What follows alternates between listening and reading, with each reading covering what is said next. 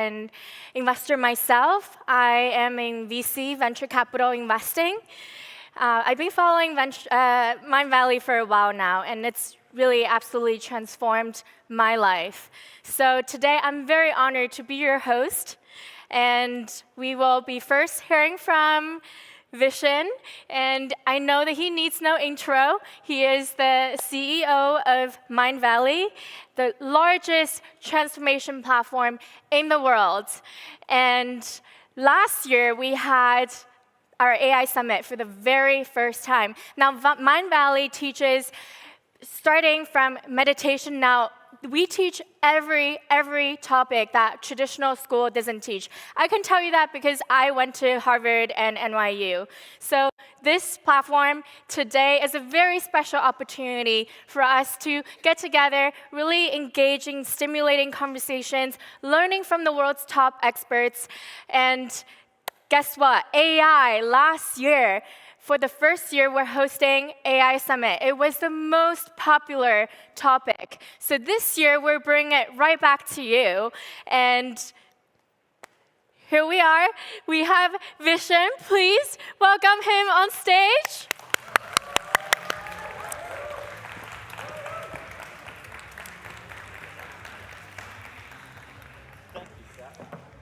Hi, everyone.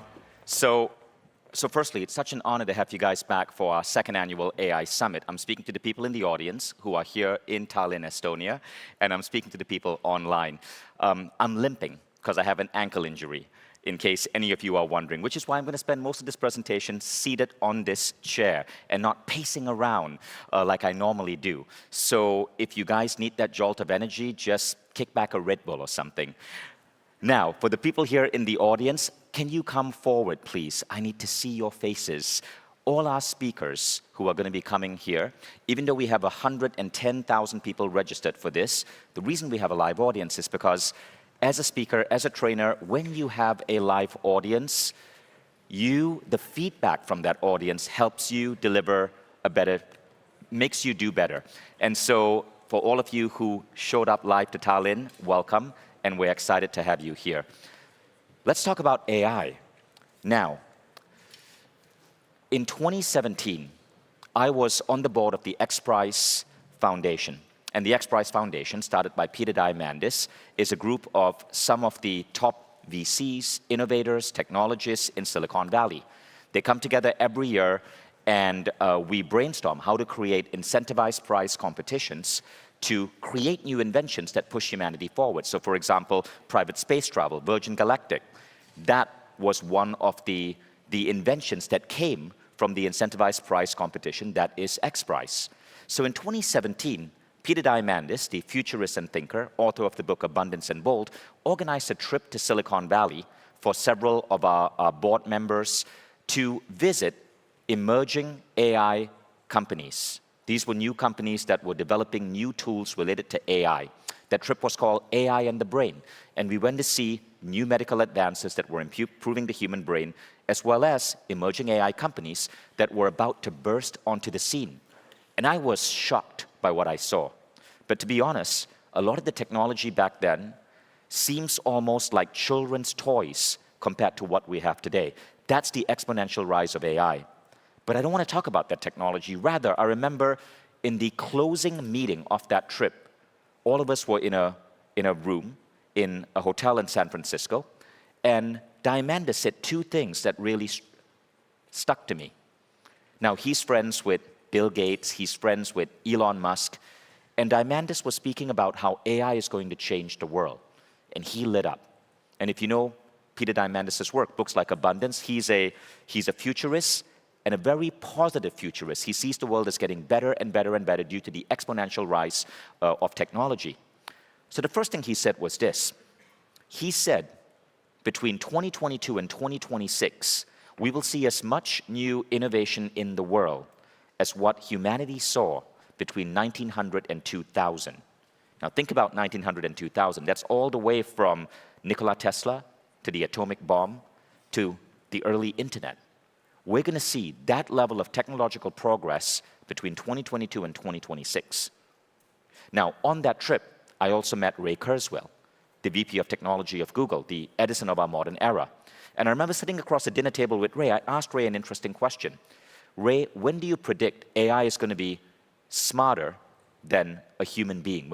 And he said, sooner than you think, 2029. Now, Ray Kurzweil, I believe, has an 83% accuracy in his predictions. And what we are seeing right now, it might even be sooner than 2029. Now, back to Peter. As we saw how AI was transforming the world, Peter said, Elon Musk said that universal basic income is no longer a question of if, it's a question of when. Because AI is going to take away so many jobs, it's actually going to be a good thing. So let's explore that for a moment. A lot of people are freaking out because they think AI is going to take away jobs. And I'll give you an example. Within 1 month of ChatGPT coming out, my company, Mindvalley, changed in terms of how we were listing jobs. In January 2023, we had 35 open positions for people working in content and marketing. ChatGPT burst into the scene. I dove into ChatGPT, rallied my executive team. We started looking at this and we were mind blown. By February 2023, of those 35 jobs, 29 were no longer up. We only needed 6 people. Because in just a matter of weeks, we were seeing how ChatGPT was taking things like copywriting and reducing the workload by 70%. Okay, so back to that Diamandis reference, right? He said Elon Musk. Now, Elon Musk back then was involved with OpenAI. He could see what was coming, and he said universal basic income is no longer a question of if, it's a question of when. Now, what did he mean by that? I believe now, looking at the timeline and the projections, that by 2030, we are going to be headed to a 3 to 4 day work week. Governments in many parts of the world are going to make it possible for companies to only need to employ human beings for 3 to 4 weeks. Now, does this sound bad? No. All of the experiments in the 4-day work week or the 4.5-day work week, there's no drop in salary. You just work less. But this is going to create a huge human renaissance. What do you do when you only have to work 3 days a week and you have 4 days as your weekend? You're not going to get bored. I have hope for human beings. I don't think we're going to get hooked on Instagram or TikTok. Yes, that can be addictive, but I think we're going to use that time to spend with our friends, to create, to develop new ideas, to spend with our children, to travel the world, to spend time in nature. When I started bringing AI into my life, within 6 months, I was able to eliminate roughly 1.5 days of work. I used that extra time to think up new companies. I ended up launching a new supplement line. We're now launching the Future Human Festival in Dubai. All of that was enabled because of the increased bandwidth I had because of this reduction in workload. And I hope that happens to everyone. So I'm a positive futurist. I believe that the future is going to be delicious. Yes, there's a chance, a small chance that AI may go rogue and might kill us all. So be polite to ChatGPT. But I believe in the human species. And I'm not worried about that. Not saying it won't happen. We need to be alert. But I believe that what we're going to see before we get eliminated by Terminator-like robots is that we get to work for 3 days a week, have 4-day weekends, and I think this is going to be amazing for our health, for our stress levels, for our creativity. And again, with no reduction in salary. Now, the second thing that Peter Diamandis shared was a quote from Bill Gates. Now, again, I've never heard Bill Gates say this publicly, but Diamandis said Bill Gates said this at a convention he was at. Gates said this: government taxation would have to change. If robots are replacing humans, tax the robots. This is also a really interesting thought. Within 5 years, we're going to see humanoid robots. There are already a handful of companies developing really competent humanoid robots. And some of these robots are going to cost under $20K, and very likely in 5 years, you will have your own C3PO assisting you with household chores. Maybe doing the dishwasher, maybe, if it has nice fingers, giving you a nice massage, maybe helping you find the remote control when you misplace it, walk your dog, maybe even being a friend that you can talk to. And this is, again, it's really surprising how human trends have moved this way. Have you guys heard of character.ai? If you haven't, you might want to look it up. Character.ai is a place where people go and create chatbots, right, with personalities. So there's a chatbot there acting as Napoleon. There's a chatbot acting as Elon. There's a chatbot acting as Tesla. There are also chatbots that will be your virtual girlfriend.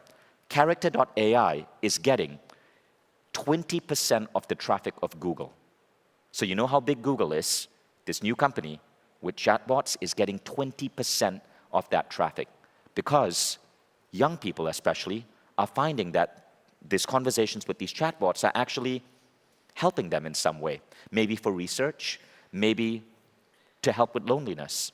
Now, is that good or bad? We can't say yet. But what we know is that the world is changing fast and we have to be prepared. So, as humanoid robots come onto the scene, within 5 years, we're going to see that even jobs that we think AI cannot replace, your dog walker, those things are going to change. So we're going into a really, really, really exciting world. I want to tell you about some of these speakers that we have lined up today because we have put together some really amazing AI speakers. Now, there are incredible AI scientists out there, but the people that we wanted to bring on are not people who are going to come here and speak to you in terms of theory and philosophy. That's important, but what we wanted to focus on is practicality. We want to give you real-world examples of AI being used by employees to transform their workplace, AI being used by entrepreneurs, by content creators to produce more in less time and increase quality.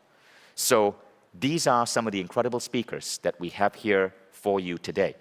The first speaker I wanted to introduce you to is Manan Dave. So Manan is the Chief Product Officer of Mindvalley, but Manan does so much more. Last month, he was invited to the Vatican to speak to the Pope on AI. He recently won 5 awards at CES for a new technology called Mercedes Drive. I'll speak more about that later when I call him on stage. He was responsible for 2 of Time Magazine's top inventions of 2022. You'll be hearing from Manan Dave shortly. You'll hear from Vikintas Glodenis. So Vikintas is the Chief AI Evangelist at Mindvalley, brilliant guy. But 9 years ago, Vikintas was a customer support agent. And he gave me permission to share that fact because he started with no experience in programming. He started as a person providing customer service. Now Vikintas has gotten so competent with AI. He's still not a programmer. He's what you call a no-code programmer. He uses AI tools to develop apps without the need for code. This is also really fascinating. Vikintas has developed some 20 apps that have so far been used by 500,000 people. More on that later. You'll hear from Iman Obu, who is an incredible speaker, and she is up to date on all the hottest AI trends. Mercedes and Porsche bring her to their factories in Germany to train their employees on AI. Iman is the founder of Vocable, co-founder of Vocable, along with her brother Adil, which is a AI software that helps you work with all of the top LLMs out there, from ChatGPT to Claude, to produce really good content for your social media. Check out vocable.ai. And Iman also has an incredible array of skills to add to her resume. She wrote the book, The Glass Ledge, which is a book on overcoming self-sabotage. She has spoken at Harvard and MIT. And she is a member of Impact AI, which is an AI fund that basically invests in AI companies and helps traditional companies deploy AI. She's obsessed with AI for content because she's also the founder of Sway Media, which was a content company. Then you will hear from Andre Pizzo. So Andre is one of those guys that is basically, well, actually, all our speakers are nerds, including me. Andre is a super nerd. He just loves applying his mind to solve unique problems. He's also a cheap nerd. Rather than buy software for his various companies, he just builds those softwares himself through his knowledge of no-code and AI. I was talking to Andre sometime last month, and he had coded something really complex. I'm like, when did you learn to code? He's like, 6 hours ago, using ChatGPT. And so Andre has leveraged AI automation solutions to help companies, with their social media. One company doing 1 video a day, he helped them scale to something like 20 videos a day, using AI to speed up social media content creation. And he is a brilliant mind at building fully integrated AI systems that you can plug into companies. You learn from Dominic Ashburn. This is his second time speaking at Mindvalley's AI Summit. So Dominic was one of the early AI adopters in social media and content generation. He was one of the early AI product testers and reviewers for Meta and Adobe. He was the first creator to use AI to take his social media channel from nearly 0 followers to 100K followers in 22 days. He learned to clone himself using AI, to produce content using AI, and his presentations are works of art created by AI. He's also a speaker at Google, helping data analysis understand creators, and a creative partner of VaynerX. You learn from Juan Matitegui. Juan Matitegui is from Argentina. He'll be joining us tomorrow. Juan Matitegui applies AI to speed up marketing ROI. How many of you here would love to see your marketing conversion rate increase by maybe 700% by leveraging AI? So this is what Juan does. He worked for an email marketing company. He helped them increase email conversions rate 700%. He helped a call center save 95% of call auditing time to audit 20x more calls with the same people. He helps make company applications faster. And he's done AI to do lead scoring. So let's say you have a sales team and they have leads to call. He developed a lead scoring model using AI that led to a 2x increase in conversions and 30% increase in efficiency of media spend. If you're in advertising, you know that these numbers are not easy to do. They can take you years. He's doing it in days using AI. So these are some of the most incredible speakers you're going to hear from. But today, I want to invite one of our most acclaimed speakers, Man and Dave, to come on stage to speak about how smart employees are using AI to transform their work. Manon leads the technology team at Mindvalley. And Manon, come on stage. Give him a round of applause.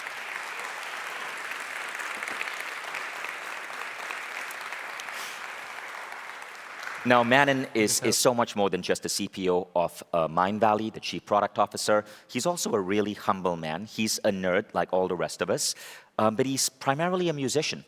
Maybe you guys heard his music. In fact, you most definitely have. Manon's music was used in the iPhone 14 ad. The song Biggest with Idris Elba, he created that. Recently, we were in a drive, and I was telling him about how much I love the Black Eyed Peas, and it turned out that in their album Monkey Business, he created a large chunk of that music. Any of you here from the Philippines, you might remember that song, Bebo. Manon created that song. Now, Manon, thank you. Hold your applause, because I'm not even done yet, right? Currently, for the Olympic Games, Manon created the official theme song for the Refugee Olympic team. And Manon, this is a picture of him last month at the Vatican speaking to the Pope on AI. Now, that's not all. In January this year, early this year, Manon and his team, which also includes Black Eyed Peas member will.i.am, won an award, 5 awards at the Consumer Electronics Show for Mercedes, for Mercedes, what is it called? Sound Drive. Sound Drive. Yeah. And what they do is when you're driving future Mercedes cars, there's going to be an AI in your Mercedes that will take your Spotify or whatever music you're listening to, break it apart, then recompose that music to match your driving. So when you accelerate or you brake or you turn, your Mercedes car is going to compose music with you. Not surprisingly, this guy has a master's in AI. Okay? Now, Manon, by the way, is the only lecturer that has a master's in AI. The rest of us are basically just idiots who had to learn this on our own, which is good for you guys, because what I'm trying to say is you don't have to get a master's in AI from, was it Cambridge or Oxford? Oxford, pre-ChatGPT. I could have just waited, to be honest. Right, Yeah. to follow what we're about to cover. Manon has composed music with many of these incredible companies. And, I told you he was responsible for 2 of Time Magazine's top inventions of 2022. This is one. Manon, what are we looking at here? Yeah, this is a product that I designed with actually my friend Tien, who also helped design the Mindvalley States products, which maybe some of you tried this week. It's called Roly Blocks. This was around 2015, 16, and 17, I think, was a kind of consumer music-making product that anybody who was even remotely interested in music could walk into any of the Apple stores in the world and start remixing music without any knowledge, just by following the lights and in a pretty intuitive way. So this is Rolly Blocks. It's been out for a few years.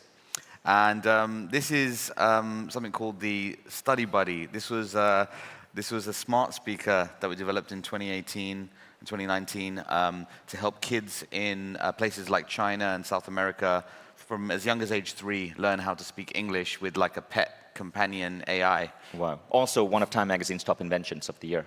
Yep. Right. And then I guess the other cool thing I can say about Manon, there's so many freaking cool facts about this guy, but if you look at his bio on Instagram, he just says, I love music. I've had to coach him on personal branding. So the other cool thing about Manon is he wrote the song to commemorate the moon landing, and he was invited to speak at NATO because of that. So Manon, take it away. So we're talking about Mindvalley's Eve and internal AI, which you helped create. Thank you. So how many of you guys have heard of Eve?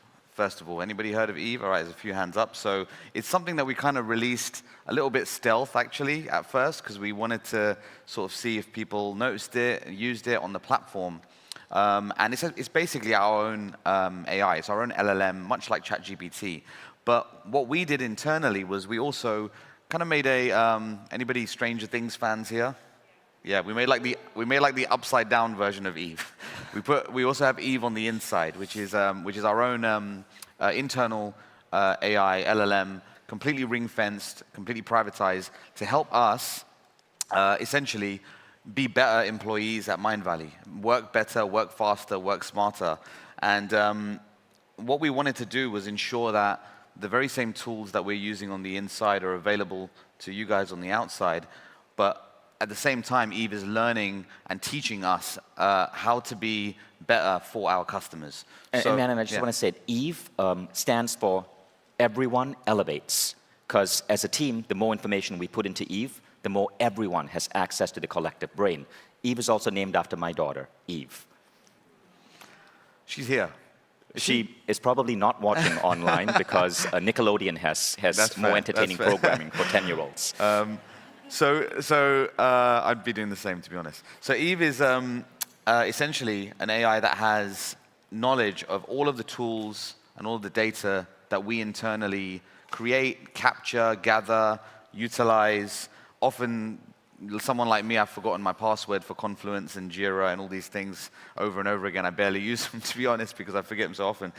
So for people like me, Eve is fantastic because I can ask her, hey, what was that thing? What are those 5 items that Marisha, my colleague, asked me to look at for her? And I don't have to log into anything. She just pulls them from Jira, and then she'll also pull the related files from Drive and show them to me, and then I can interface with Eve directly to help me get those tasks done. So it's like a collective brain for our company. Now, we're not showing this to say, oh, look at us, we are fancy. We're showing this because these tools are coming to all companies. Absolutely. And a very important fact, McKinsey did a study around 2-3 years ago that showed that if you're a knowledge worker, 20% of your time is wasted looking for information.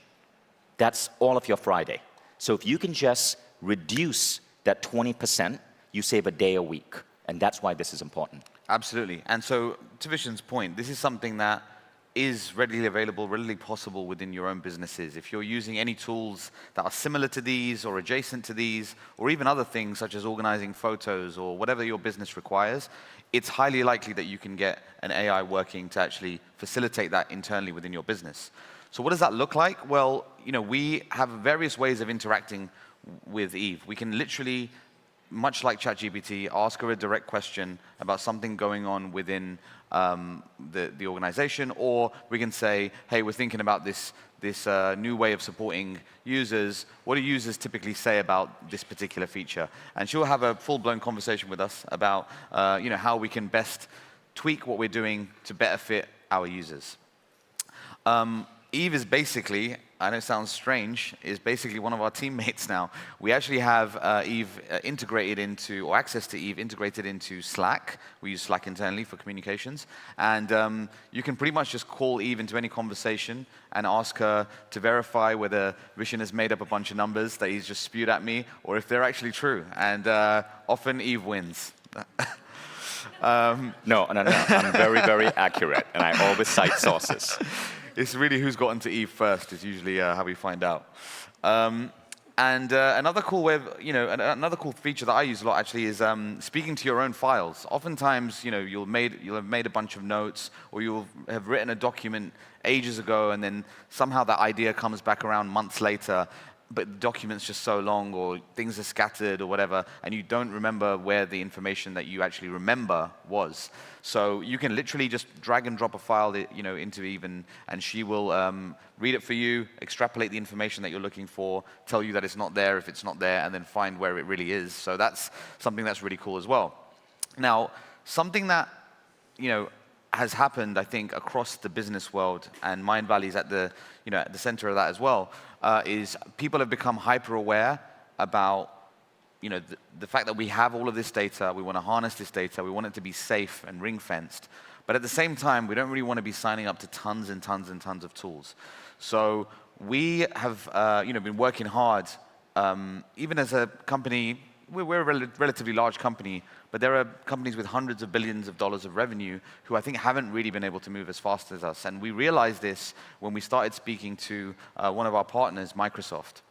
And Microsoft, has anybody used Microsoft Teams or Copilot recently? If you keep your hand up if you've been using Copilot. So you guys have heard a little bit about how Microsoft's rolling out its AI tools. But Microsoft was so impressed by the combination of how we are leveraging these tools and how our platform, with Eve on the platform, can compute information about your goals, what you're trying to achieve, and really combine that with your working lives, that they invited us to collaborate kind of in stealth mode on releasing our version, if you like, of Microsoft Copilot directly inside Teams with our content. And that was announced, I want to say a month ago now, at their big event in Seattle, with Satya Nadella on stage, talking about how companies like Mindvalley, including Mindvalley, have taken part in developing this with them. I'll play you a little video just to show you what that actually looks like. So what you're seeing is how AI can be used for human transformation. Mm-hmm. And this is a partnership with Microsoft. Manon and our head of B2B, Misag, were invited to this presentation. Satya Nadella, Sam Altman were all on stage. And we always think of AI as being anti-human. That's not how we see it. We think AI can help us meditate better. AI can help us explore the depth of our soul. AI can help us transform. This is what you're going to see. Hundreds of ISVs are already doing today across all sorts of experiences in Microsoft 365, Teams, and now Copilot.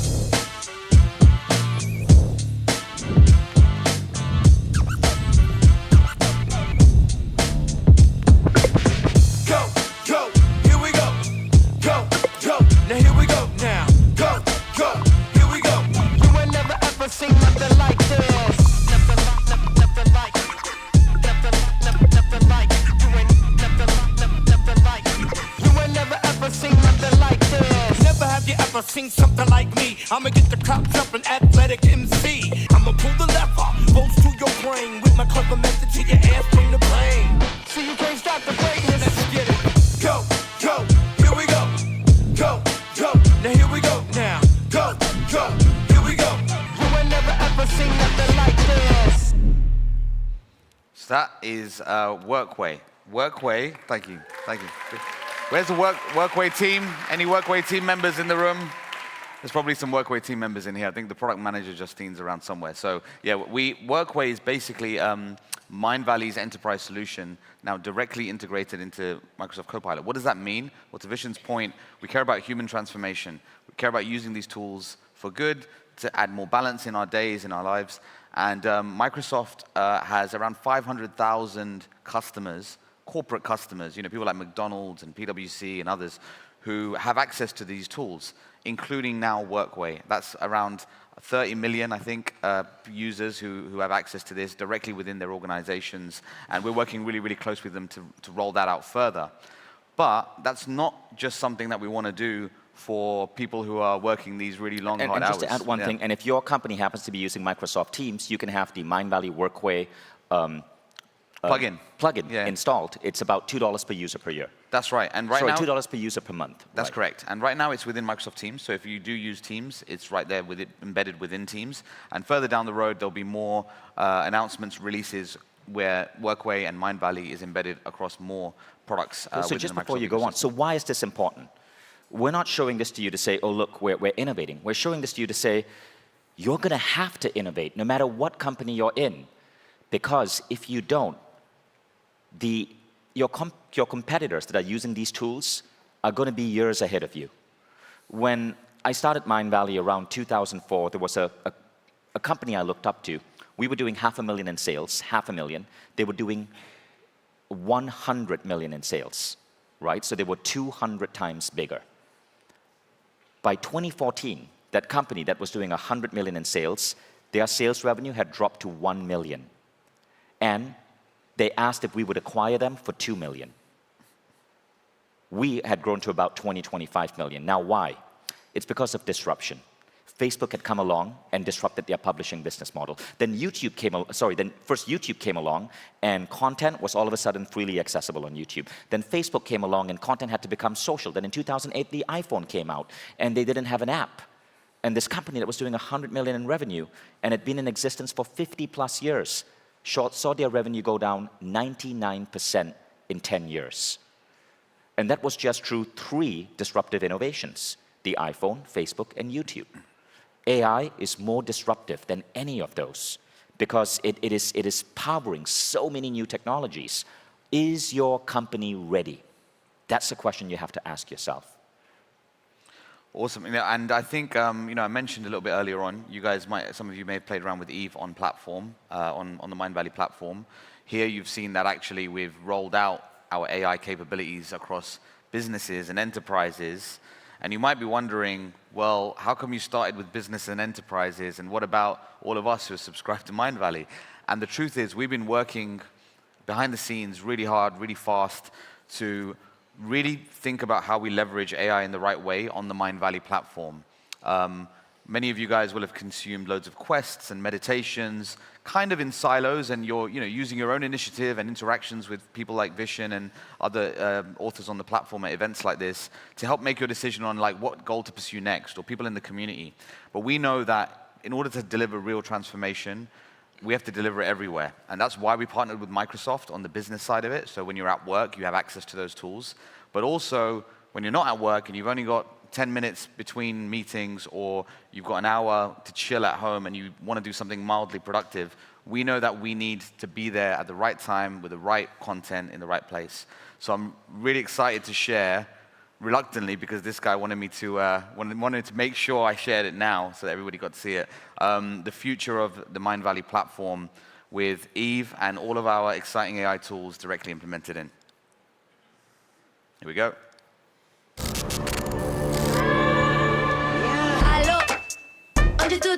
Onde tu tá? Diga-me, alô. Onde tu tá? Onde tu, alô. Na frente do bar, não dá pra falar. Baby, eu não tô. Do baby, não, alô, vai. No GPS, tô sem planos, no stress. Sem 3G e sem WhatsApp. Got no plans, vai, esquece. No GPS, sem ter planos, no stress. Sem 3G e sem WhatsApp. Got no plans, acontece. Stop blowing my phone, I don't wanna know. Baby, don't wanna know. Don't wanna go home, I just wanna go, woo. Wanna go, woo, woo. Não inventa que a festa já acabou. Nem inventa. A festa nem começou. Não volto pra casa, hoje eu quero mais, Hoje eu quero mais, Alô, onde tu tá? Onde tu tá? Diga-me, alô. Onde tu tá? Onde tu, alô. Na frente do bar, não dá pra falar. Baby, eu não tô. Do baby, não, alô, vai. Alô.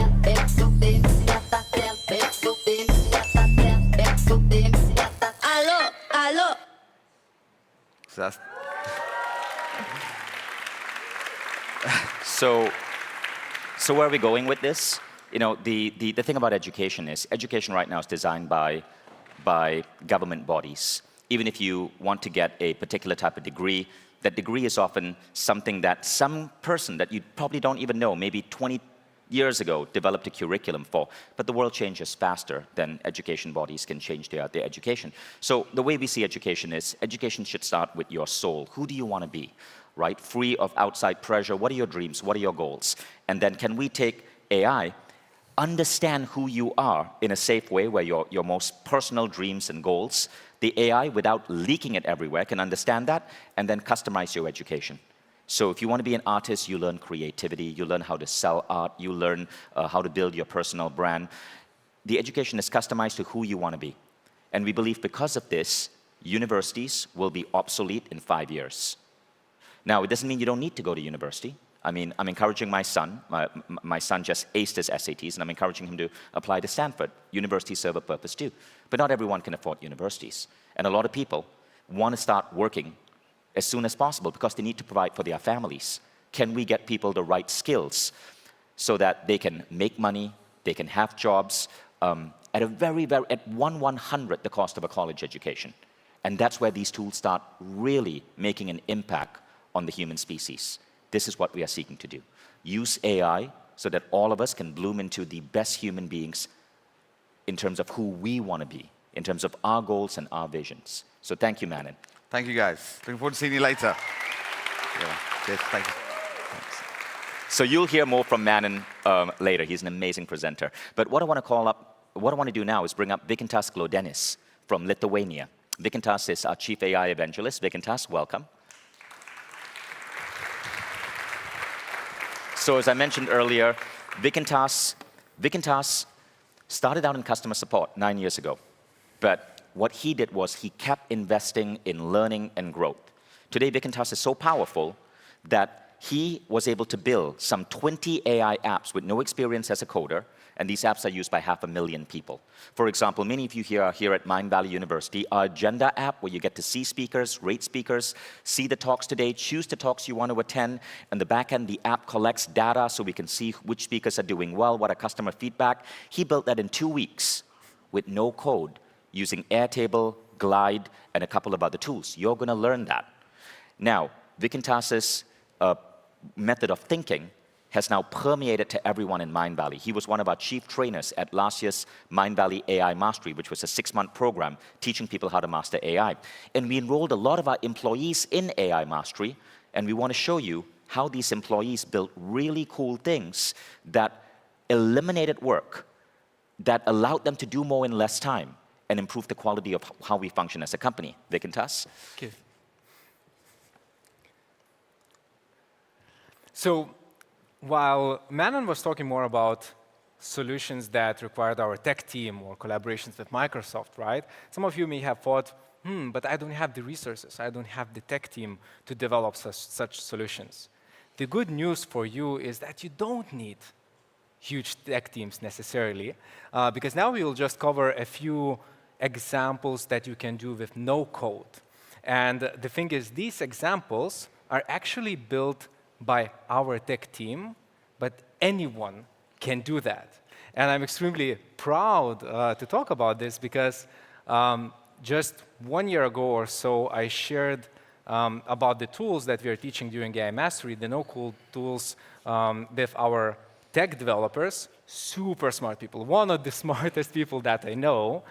And now I see how in 1 year they started just baking various automations and product development just by using no-code tools. In spite of how smart they are, they understand that you don't necessarily need to code.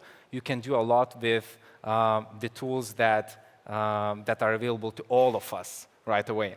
So first of the example is easy Slack-based AI assistant. So you saw how EVI works for Mindvalley, but you could do similar stuff, and also our tech team developed a bit simpler AI chatbot just by using no-code tools.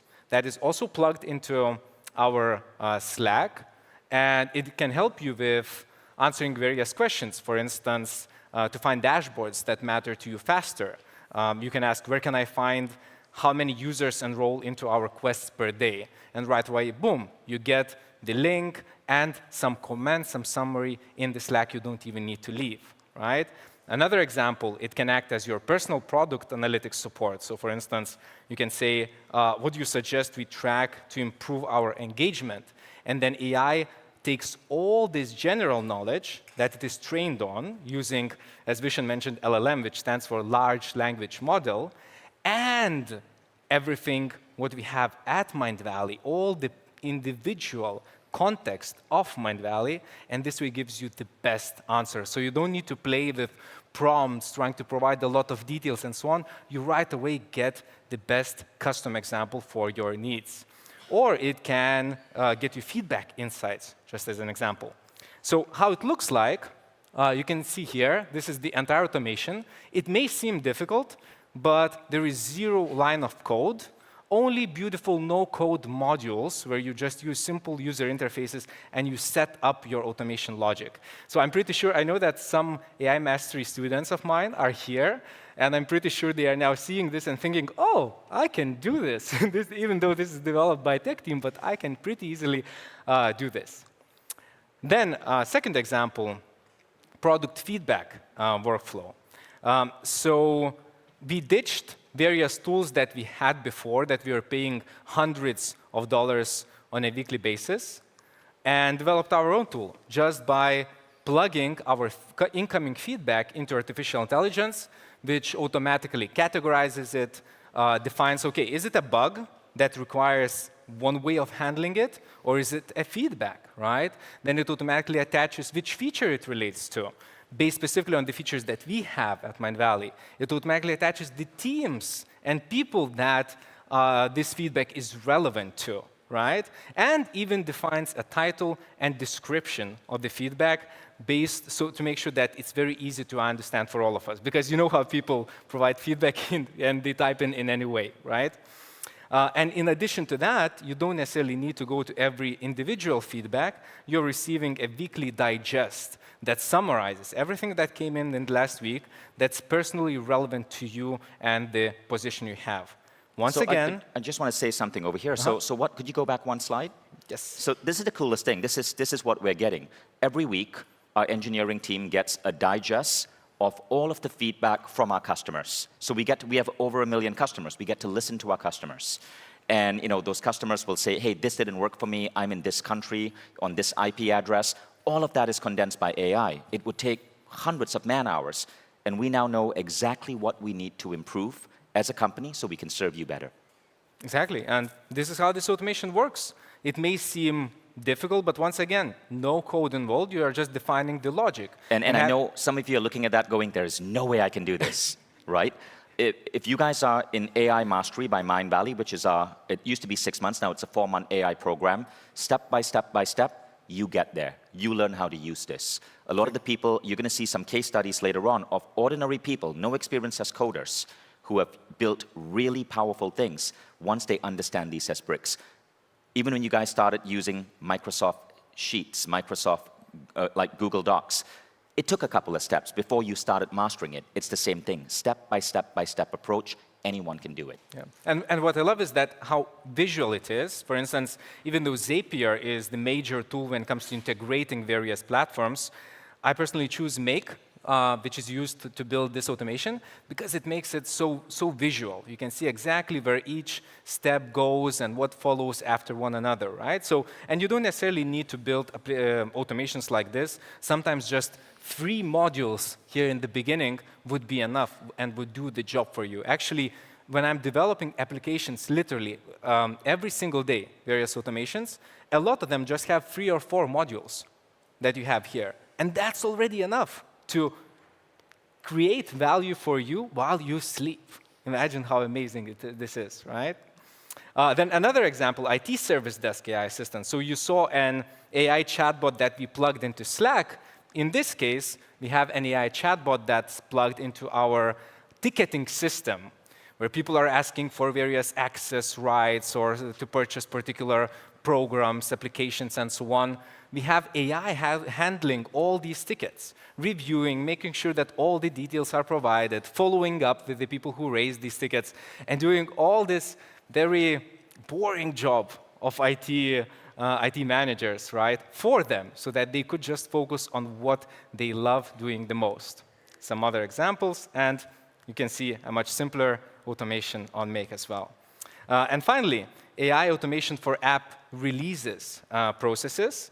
So you know that developers are, how do I say, not necessarily always fans of communicating information, right? And personally myself, sometimes I work on such difficult projects that I need 5 hours to get into flow to really deliver, right? And if you need to message something on Slack, it may drop you out of this flow area. So you can see here an example that previously our developers were forced to manually send release notes, reminders to other team members, and so on. And now all of this being done by AI, including release notes. You can see how beautifully it looks on the right. AI reviews everything that has been released, all the features, and converts all that technical information into something that's very easy to understand, both for developers and for the rest of our team.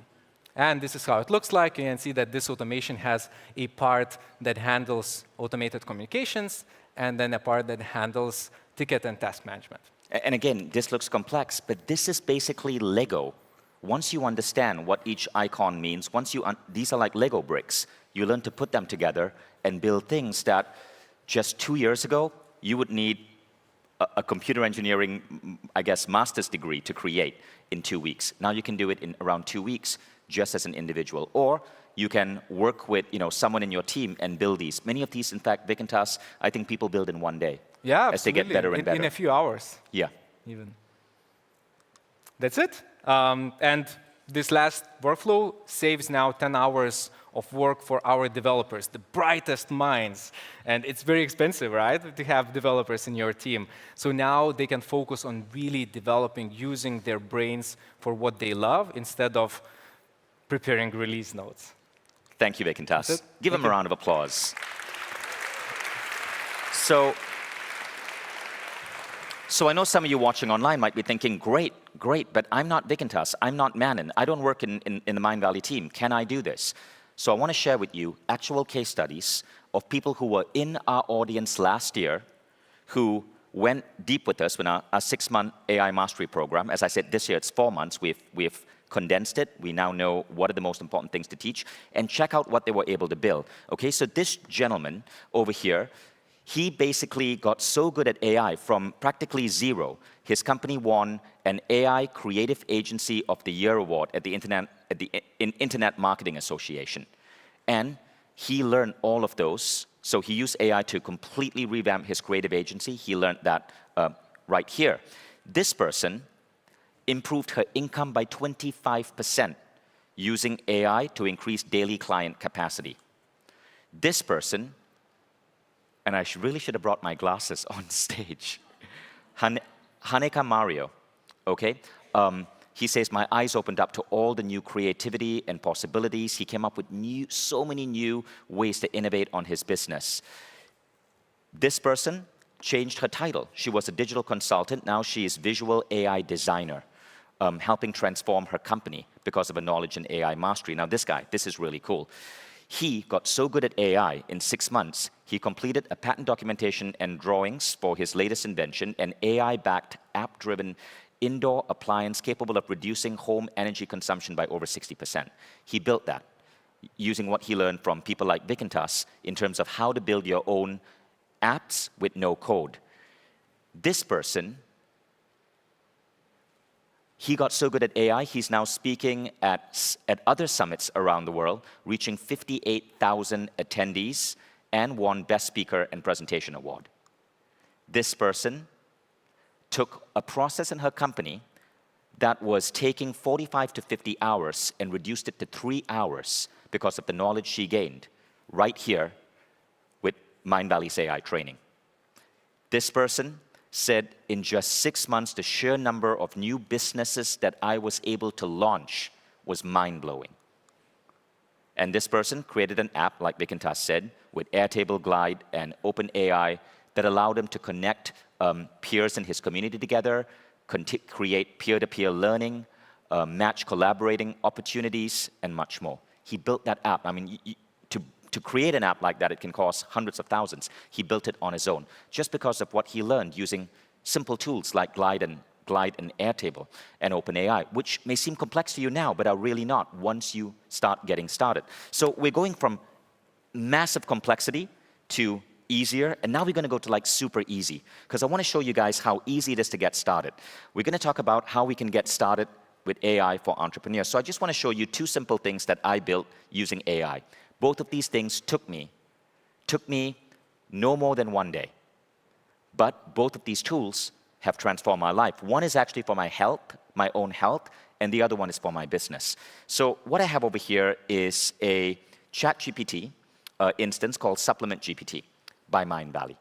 And this little tool helps me create my supplement plan every day. I love supplements. I mean, Mindvalley launched its own supplement line. By the way, the bottles here are generated by AI.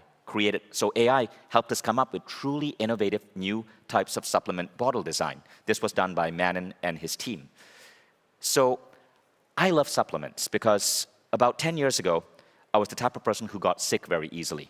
I had a young child, and my children would come and cuddle in bed with me, and they would sneeze on my face and like breathe in my face, and they would infect me with all of the cooties that they got from kindergarten. And so I would get sick a lot. The problem was that the food I was eating, I wasn't very aware of my health back then, and the food I was eating simply didn't have the nutritional density to keep my immune system high.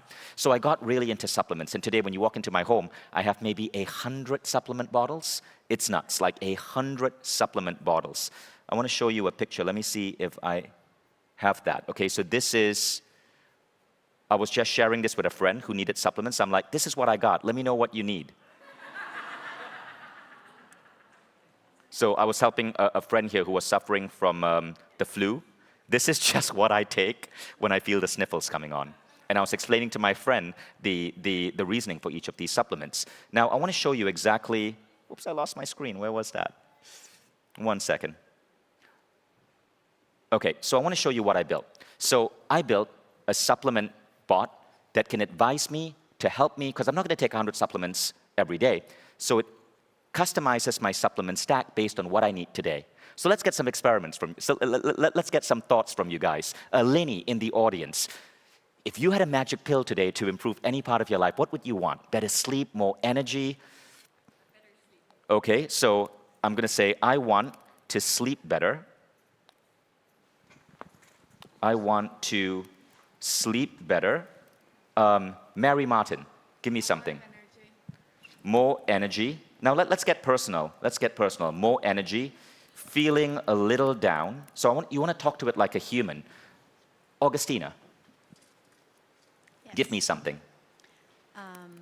And I want to improve my sense of humor because you're too serious. I'm just going to pick on friends I have in the audience. Alex Zagrabelny.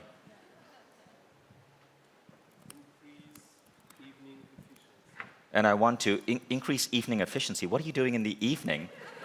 Is that your wife next to you? Oh, I see what you're doing. I want to increase evening efficiency. Okay. Bones vision. How about stronger bones? Stronger bones. I also need stronger bones. Stronger bones, and again for Alex, and to be even better in bed. Okay. Now, let's see what Supplement GPT spits back to me. Okay, so based on your goals, okay, 5-HTP to improve mood, magnesium biglycinate, L-theanine, B-complex, omega-3s. And for mood improvement, again, 5-HTP. So it's giving you, so I don't have to take 100 supplements a day.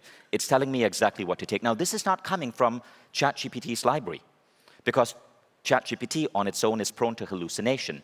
In short, it makes up crap. That's just one of the limitations, right? And of course, future versions are going to get better and better.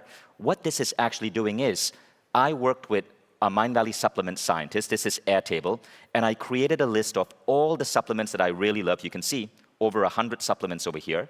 I put in the recommended dosage. We tagged these supplements to human outcomes, for example, being pain-free, looking good, aging better. We wrote the best time to take it, whether it's AM or PM. We wrote the scientific notes. We linked to scientific studies. All of this was put together by a researcher. And then we output this as a PDF, and we output this PDF into ChatGPT. So this isn't hallucination. This is actually from our own data. And so I built this, and you guys can access this on ChatGPT. I'll give you the link, but I really just built this for my own because I want to feel good every day. I want to sleep well every day. And this is an example how when you really understand how to use AI, you can use AI to improve your health, to increase your lifespan, to improve your sleep. Now let me show you how to do this. So this is, I'm actually going to edit this.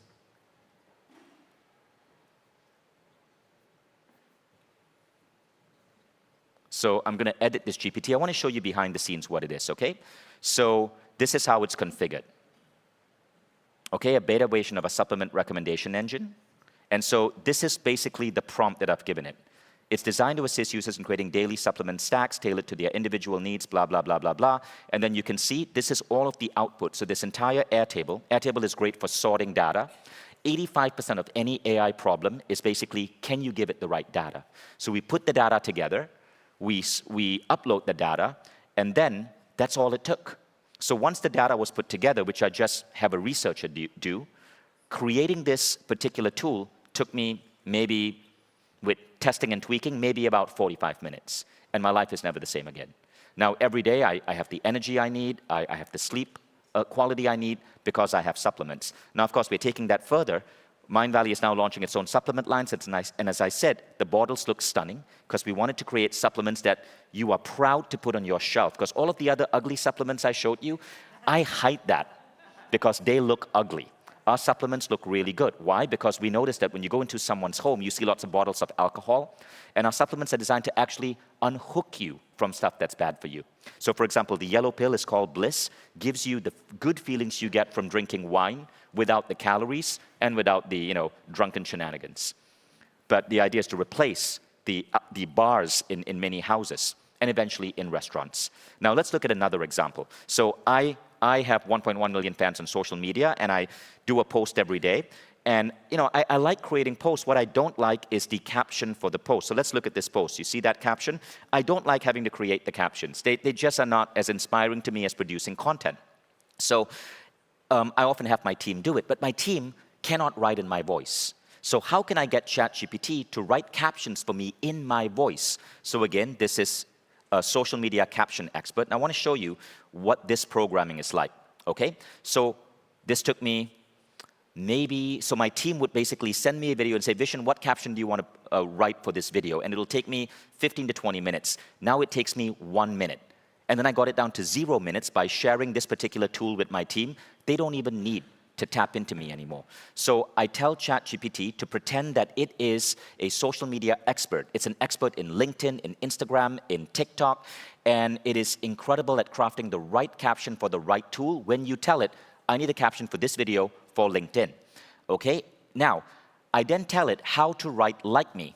The tone is persuasive, honest, and funny. Avoid overusing exclamation points and emojis, and write for educated, sophisticated audiences.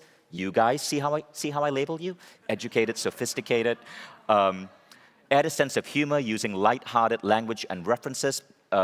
Use a clear, concise language, employing analogies and metaphors to better explain concepts. Combine expository and narrative literary styles.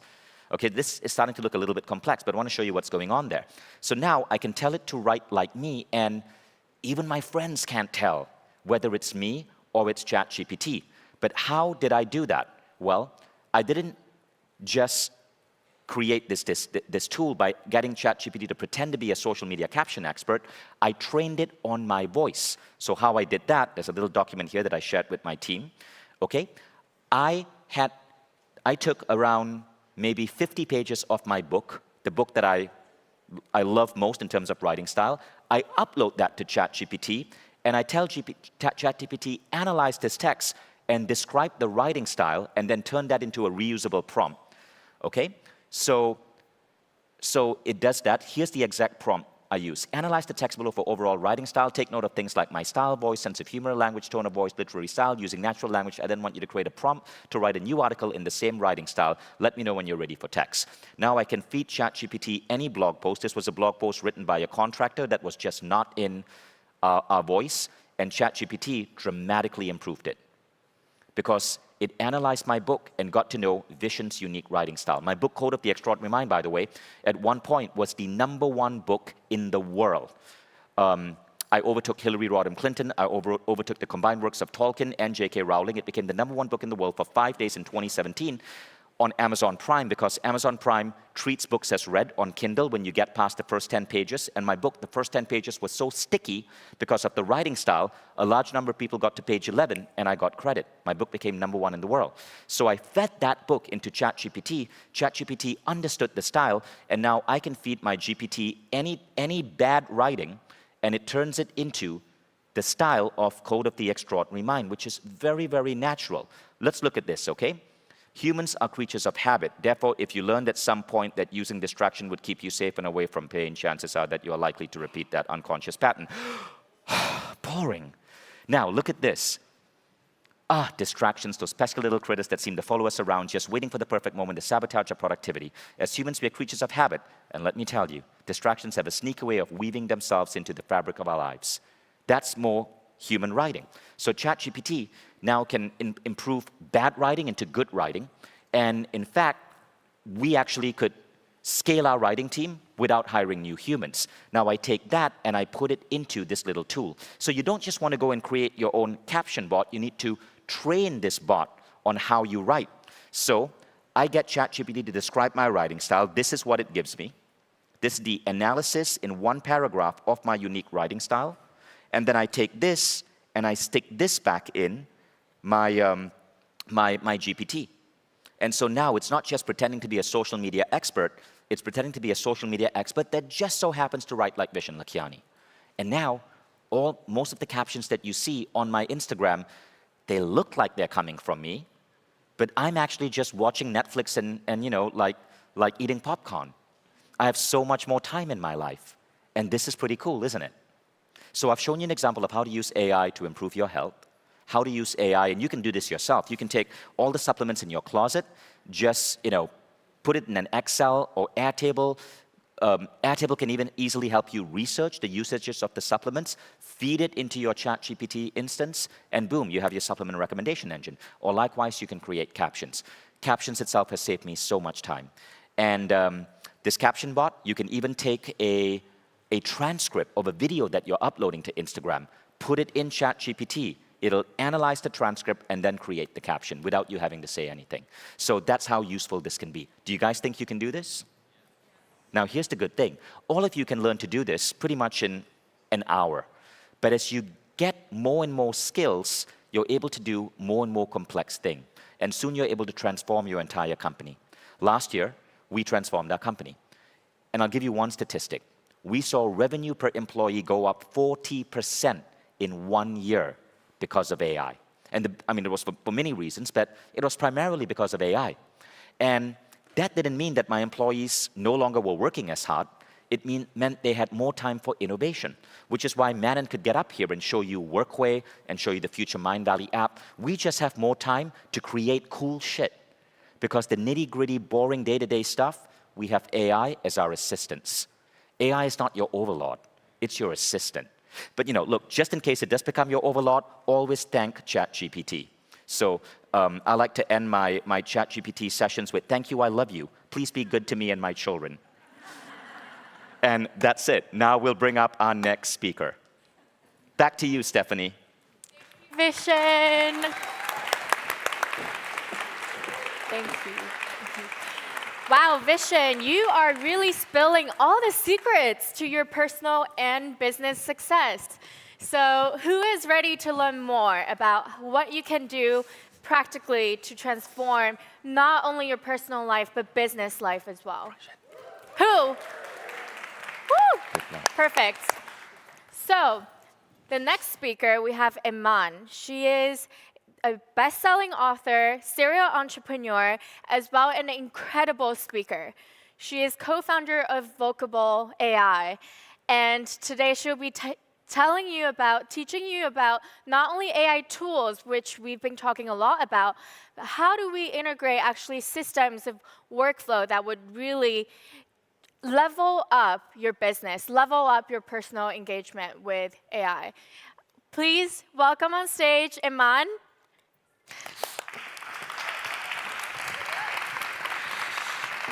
Thank you. Oh, testing the mic. Can you guys hear me OK? OK. Wait, we have to address something first. Can we talk about how Vishen is just referring to us as nerds? Like, where's Vishen? Oh, there you go. Speak for yourself. I'm just kidding. No, he knows I love to nerd out on this stuff, especially I love a good OpenAI drama. If there's anything going down at OpenAI and it's in the headlines, I'm your girl for that. So it's been really interesting to keep up with a lot of what's happening lately in the AI world. Who here feels like they've been doing a good job keeping up with what's happening as far as advancements, tools? Oh, some hands. Who feels a little behind? Oh, well, you're in the right place. OK. Well, it's funny how quickly things have been moving. I barely can keep up, and I'm so deep in this industry. But I remember when AI first started making waves, it basically manifested as this ChatGPT saga where it was designed to either answer queries for you or assist you with any creative tasks. I myself stood on this stage exactly a year ago, and I showcased a really cool prompt, multi-chain prompt, actually, to help you go from researching your content all the way to optimizing it. And it was really, I would say, groundbreaking at the time. But after doing it over and over again, it felt like it just wore off quickly. The novelty for it just wore off, and it became actually a lot less efficient than I thought it was, especially because I produce a lot of content. I consult on content marketing, so I have a few clients. And just the idea of sitting in front of my computer and prompting and writing these kind of paragraphs of prompts just no longer really became an efficient way of churning out content at scale. So don't get me wrong.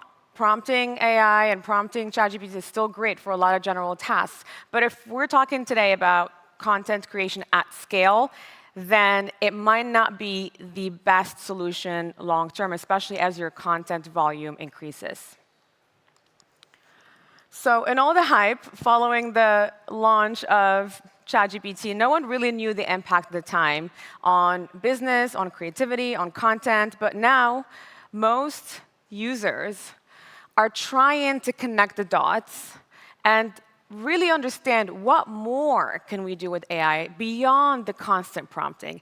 And so that's really how I want you to think about today's session. So I want to challenge you to think bigger. What if instead of using AI as just a tool, you could integrate AI as part of really great, repeatable, and scalable systems? Because to me, that feels like winning. That's really how you scale businesses, operations, customer service, marketing, if you're really able to understand AI and its integration within a system. I love a good system, as you can see.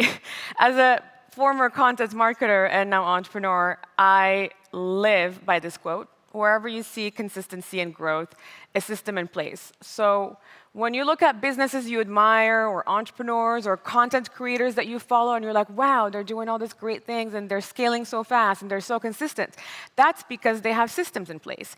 And I've worked so many times with beginner entrepreneurs or smaller content teams who bring me on to help audit their content operation process. And they don't have any system in place. They don't have processes in place. They don't know who the people involved are. So they're trying to scale and become better and grow, but what got them here today is not what's going to get them there. So the importance of having systems in place, with or without AI, is really important. So I'm going to skip on that one. There we go. So think about it this way. I love meal prepping. So this is my analogy.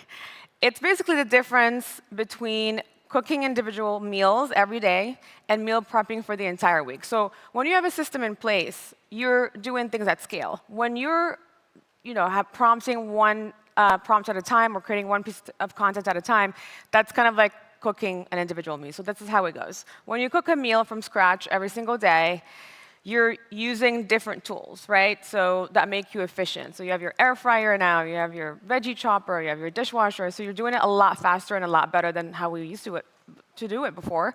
And you can whip up a decent meal under an hour. But you're still there every single day, or at least a few times a week, starting from square one. And that's not what we want. Now, with meal prepping, you spend a few hours, let's say on a Sunday, planning your meals. So you're doing things at scale and cooking in bulk, and you're shopping for all the groceries at once. And you're using the same set of tools, but instead, you're doing it in a systematic way. And so as a result,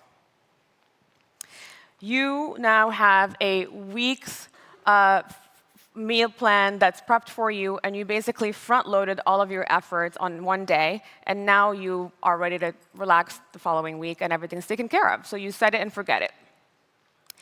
So in a context of content marketing, if you are using AI chat platforms like ChatGPT, Gemini, or Claude, whichever chatbots you prefer, you've likely experienced that same frustration of writing multiple prompts day in and day out for creative tasks.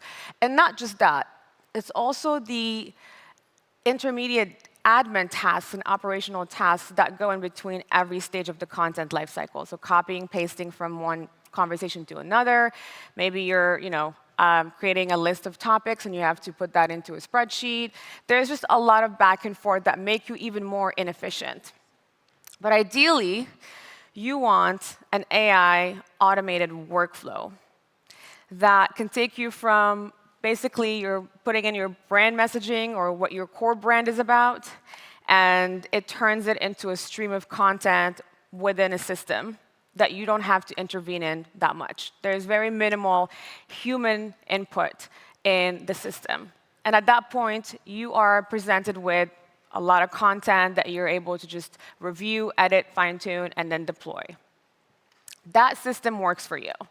And you're able to replicate that and repeat that every week, every month. So you don't have to actually think about it. Now you've freed up a lot more time because you've already put the system in place, and AI is working in the background for you without also having to constantly prompt it and guide it every step of the way. So that's the concept. So what does this look like in practice? How can we move from using AI tools to leveraging AI systems in our content creation? But first, I want to just quickly remind people about what a content marketing lifecycle. This is standard. Some people might have more steps, other people might have less, depending, again, on how big your team is, how much content you're churning out. But this is what the right steps look like. And a lot of people take shortcuts because they don't have the resources to go through the entire lifecycle for each piece of content. And I've also trained a lot of content teams recently that I come in and my first order of business is, OK, before we start putting together a content strategy, before we start figuring out what kind of channels you need to focus on, what kind of content topics you need to create, what does your process look like right now? Most people can't answer that. So I'm going to ask you, how many of you actually have processes in place for their content marketing or content creation that they feel really strong about? One person. Woo, good for you. So what about the rest of you? What do you have? So that's interesting. So this is why these questions are very important. And again, as part of my trainings, when I even go to big teams at Mercedes or big companies, even them, it's actually way worse because they have department silos, so the processes are a lot harder to put in place. So I go through an exercise with them and make sure that we answer all these questions. One is, where do you sit today as far as processes? Obviously, most of you said you don't have any. So that's a good place to start because at least we're being honest. Two is, what does your tech stack look like? What kind of technology are you using? What kind of platforms, what kind of tools are you using to get your content moving through the life cycle? what process do you have in place? We've covered that. What challenges or bottlenecks do you currently have that need to be solved for? And this question is very important because this is also where you want to involve AI, right? So you want to also understand where is your bottleneck, where are you slow, or where is your challenge, and see if AI can actually solve for that. But you can't integrate AI properly unless you know what your challenges are and unless you know where you're struggling and what that process looks like. And last but not least, what are the different steps of my content lifecycle? And so that's what we covered on the right side. Typically, most people go through that same standard, right? Researching, ideating, planning, drafting, et cetera, editing, optimizing, and then publishing. But I will guarantee you 90% of people here probably go straight into ChatGPT, open it up, and just prompt directly into the draft. So you're really skipping the research, the planning, and then you're going straight to content creation. How many people feel like they're doing that? Great. So here's an example then. So I did that too, by the way. There's nothing wrong with that. And there's also different ways or in different types of content where it's totally fine to do the prompting way. But this is what my prompting workflow looked like when I was trying to push out 30 pieces of content a month for a client, which just was, at some point, really draining. And I could not type up any more prompts. So most people probably have the same one if you're putting out a lot of content at scale and using ChatGPT. You enter your brand guidelines, you give it some context, and then you perform some keyword research, hopefully either using ChatGPT or you can also use SEMrush. And that's for content that you're obviously trying to create to rank better on search engines. It doesn't apply for social media as much. But so there is some type of research involved that follows your brand guidelines input. Then ChatGPT gives you back your content list and themes and ideas. And so you probably store it into a spreadsheet, or maybe it's Airtable for you, or Asana, whatever kind of platform you're using. So now you have a list of overarching topics and ideas that you want to create for. Typically, from standard practice in content marketing, you don't go straight into creating that article or that caption or that blog post. You want to create a brief for each piece of content, meaning that you want to give a little bit more directions and guidelines to the content piece so that whether it's AI writing it or a writer in your team or yourself maybe later, at least you have a direction of what that piece of content is going to be like. And that, I guarantee you, always the output is better than not having a brief in between the ideation phase and the drafting phase. And I've tested that so many times. So after that, you're doing that same thing for every piece of a content idea that you were given by ChatGPT, right? So you create your outline, your keywords, your key points for piece number 1. Then you add that to your content tracker so that you can keep track of what content you're creating. And then you start drafting the content. Then you go in and copy-paste it back into a Google Doc. Then you edit it and optimize it. So you see how on the left, that's me, there is human input and human involvement in every step of the way. And I have to kind of go back and forth in a conversation with ChatGPT to really get what I want out of it. And then in between, there's also a lot of admin tasks that I have to also do, which is copy-pasting and storing my content somewhere. It's not the most efficient process, at least not for me, if you're pushing out a lot of content. So this would be what your tracker looked like. So this was my tracker, a sample of it. And you could see how overwhelming that becomes. And this is how you go into burning out, right? But at least it's somewhat organized. But most people still kind of don't have this step either. They leave a lot of that conversation and content on ChatGPT. And now your content is disjointed. There is no consistency in between the content. There is no governance. And it's all over the place. So now, this is what my new AI automated workflow was like. So I looked at my previous one and figured out there has to be a better way for me to do this at scale and bulk create content without having to go through the life cycle for every piece of content. And the way to do that is to be able to have AI integrated into that so that it works for you in the background while you just give it some input at the beginning, and then you become the human in the loop, right? So at that point, your job is to review, edit, fine-tune, and deploy. So ChatGPT or whatever AI model is doing all the grunt work and also organizing it for you, putting it together in a framework. You don't have to copy-paste, right? That was my ideal scenario. So putting your brand, then it does the research for you, then it suggests everything for you. It also comes up with the content ideas, and based on the first 3 steps, then it comes up with a list of ideas, but already in the format of briefs. You don't have to actually ask it to create a brief based on a topic or an idea. And then, once you approve those briefs, or you edit them as you see fit, then it goes into starting to draft the content, and then stores the content for you somewhere, preferably, and then it edits it, and you can then start editing and optimizing it, either in collaboration with AI still, or you can at that point just be the human doing, what you do best, which I think for me that's where you shine, right? Your editing and optimizing should be your only job now that we have AI, so you shouldn't be lazy there either. Everything else is frameworked for you, and basically put in a structure so that you don't have to worry too much about the grunt work, and it frees you to be more creative in the process of editing. And that's where you add your storytelling, your human touch points. That's how you make sure that your content stands out from anyone else who's using AI to create the same content as you. So that's what an AI-powered workflow looks like.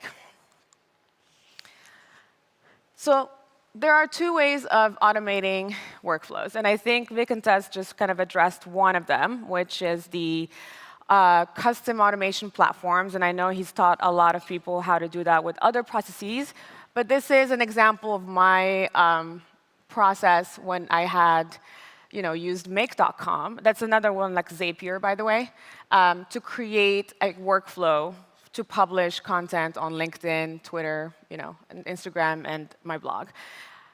It looks a little challenging. It looks overwhelming. But like I think Vishen mentioned, once you really put in the work to put together this initial setup, you're able to set it and forget it, and it saves you a lot of time, because every time you have a trigger, which will be Google Sheets, so let's say add a new topic idea to Google Sheets, then it triggers Perplexity to summarize that article. And by the way, this is for my trending content. So I add a link to Google Sheets, and then it takes that link, Perplexity summarizes it.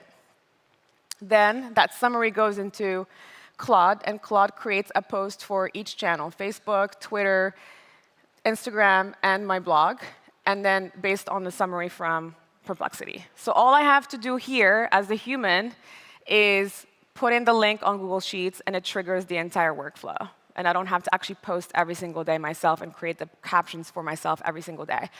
At that point, I just review the captions. They're great, and then they're scheduled to be published. Huge time saver. But platforms like this are a little bit challenging at first to learn. So they're more for sophisticated workflows that are either unique or complex, right? So this chain of reaction can go as long as you need it to. So it can get really long and overwhelming. So I typically recommend to use platforms like this if you do have processes that you can't really automate in a way that's easier to navigate. So that's the first way of automating a workflow. The second one is the AI-powered software. So these applications are already integrated as part of the user experience. And they're great, not because I'm biased, but my brother and I built this product because we were frustrated that there was no in-between the multi-prompt chains and then the overwhelming automation platforms that you have to build those custom workflows, and then there was nothing in between to actually just walk you through the flow without you having to build it. So that's the story here. But with AI-powered software, and Vocable.ai is basically that, is these workflows are already integrated as part of the user experience. So you plug and play. That's the model, that's the approach, especially for people who are not very sophisticated at the workflow building, or they also don't really know the standard practices of content marketing. So the lifecycle we just talked about earlier, if you're not really familiar with those steps and what goes into them, then a platform like this is able to walk you through those steps while AI is doing the back-end work based on best practices, based on content marketing frameworks, and then you're just pointing and clicking and moving along. So it's a great alternative to the workflows that we just talked about where you don't want to have to build from scratch.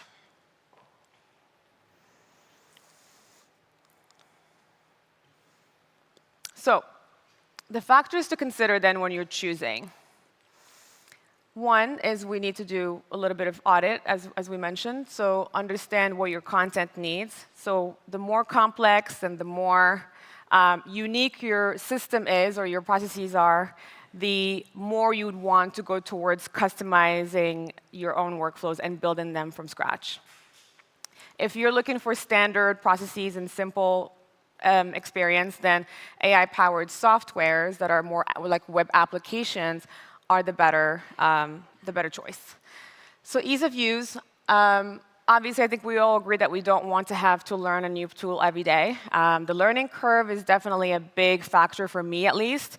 But there are platforms that are really worth investing that initial time to learn, because then it's going to save you a lot of time afterwards. And then there are, of course, platforms that you're like, OK, I don't really want to learn this from scratch. It's not worth it. So it depends on how much ROI you're getting out of it. So the ease of use is important, but then again, everything can be learned, right? And a lot of these tools are actually built in a way that is navigatable for anyone who's not tech-oriented. If I can do it, you can do it.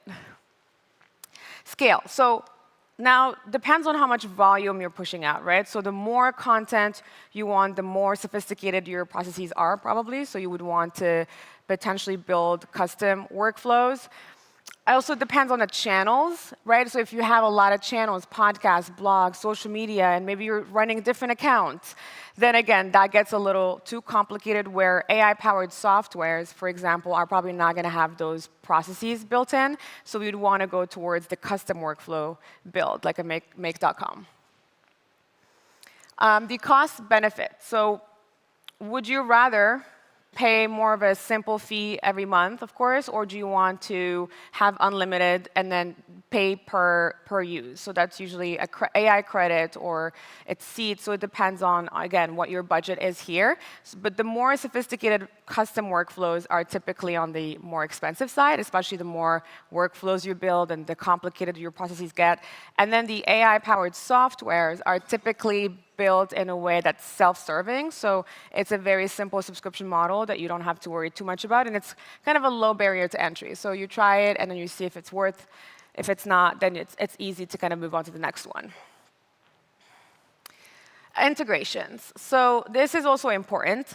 The more integrations you have in your content process, so let's say you want to integrate, Slack and your email, because you have a lot of maybe news that you share with your team there, or a lot of content ideas come from your Gmail because that's where you store them and you're interacting with your team. So you want to think about which apps and which integrations are part of your content process, and where is your ideas coming from, and then you would have to actually, integrate that into your process. Are you using Google Sheets? Are you using Google Docs? The more apps you're using along the way in your process, the more integrations you will need. And at that point, you're probably going to want a more custom workflow than an AI-powered software workflow.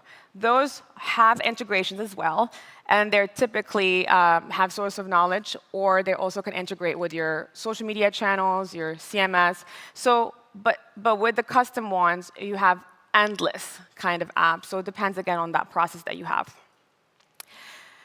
And then customization. Do you have, again, specific and complex workflows that require multiple integrations, or do you follow standard process? So that's the question, basically, you ask to go through all of this. The more custom you need, the more complex you get. So I want to take some time to show this in real time so we can get a little bit practical.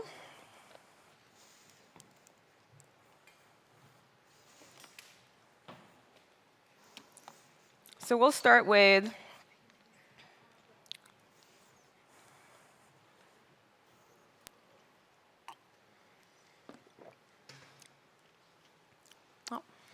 Okay.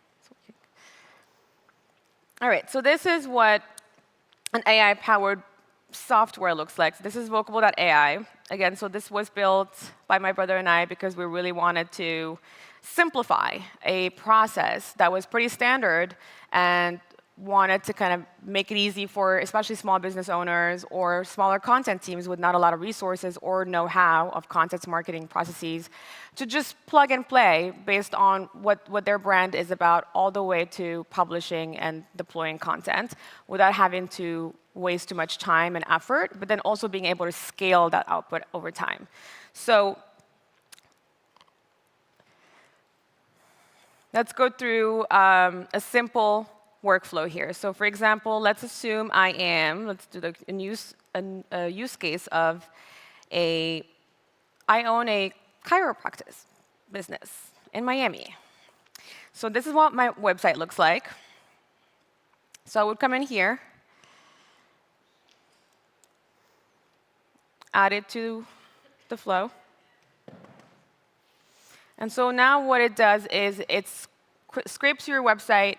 It pulls any data from it that is relevant to put together a brand overview or analysis that ultimately becomes context to what's going to become your content plan. So it uses a lot of your brand information, your target audience. It does a research on any market trends or industry, your core messaging, your tone of voice, your value proposition, right? So that, again, when you're creating content, you want to stand out as far as becoming the expert or being the expert to your customer and creating content that actually makes you unique.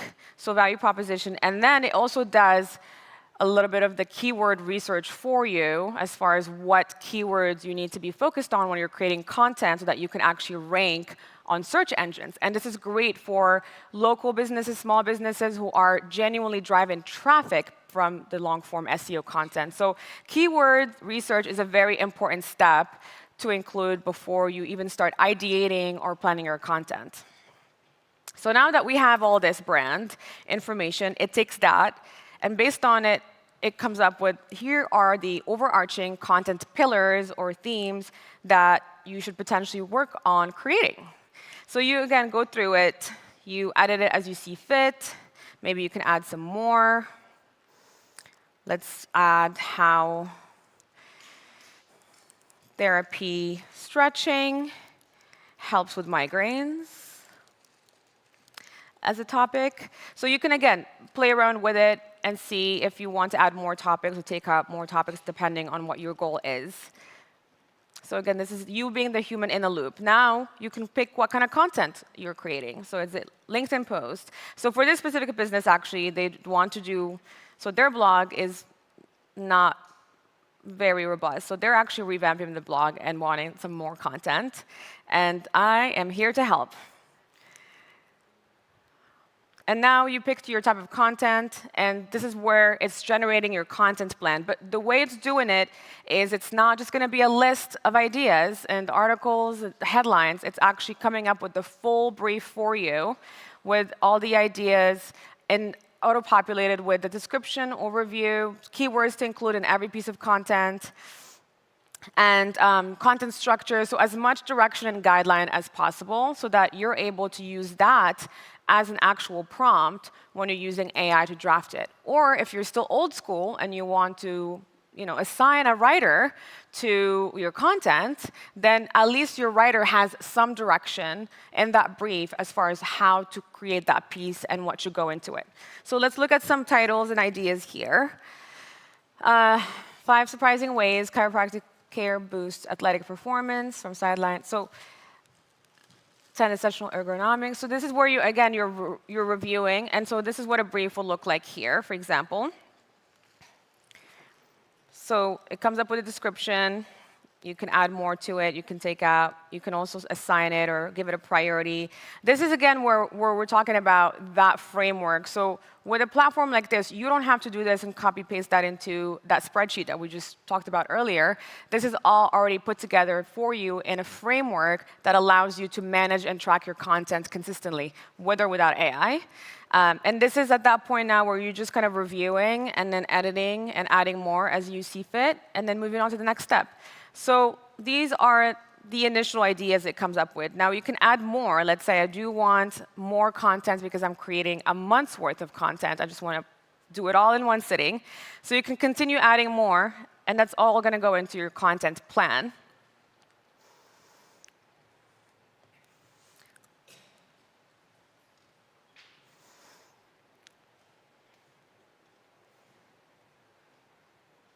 And so as it's generating, you can also go through each brief and edit as you go, so that way you're also saving time, and you're moving along every piece of content throughout the content lifecycle. All right, I think we have enough. So once it's done coming up with all of your content plan, then you accept that plan, and then it kind of drops you into your content planner, where at that point, again, you're going back to your responsibility, which is reviewing, going down the line, reviewing, editing. Maybe you also want to assign a deadline to it. You want to assign someone to each brief. Depending on what your process is, you're able to now have it all organized, ready for you to start drafting. If everything looks good, let's assume, though, that we're going through each one, and we love what we're seeing, or maybe we're making our edits, so then everything looks good. Now I move on to the next step in my content lifecycle very seamlessly, without even having to leave a platform, without having to prompt anything or anyone. You just start drafting each piece of content. And the way I do it, because I love to do things in batching, I just go through all of the content it generated, and then I start drafting in real time. And then once I'm done drafting all of them, then I go back and start editing my editing process. So I do all the drafting at once. I do all the editing at once. That way, it keeps everything in batches. And that's how you're efficient with your process.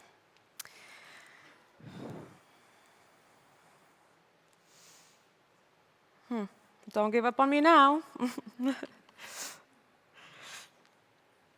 Let me refresh. And also, a lot of the content generated in this platform is also a lot longer than your typical ChatGPT output, because it is fine-tuned specifically for SEO and for ranking. So sometimes it actually, let's try this again. Because of the SEO keyword suggestions, this content output is usually a lot beefier and meatier, so that you actually have a lot more to work with. Is it my internet? Okay.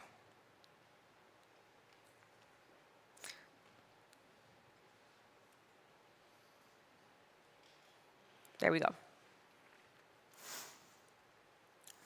So now it's generating the draft for you.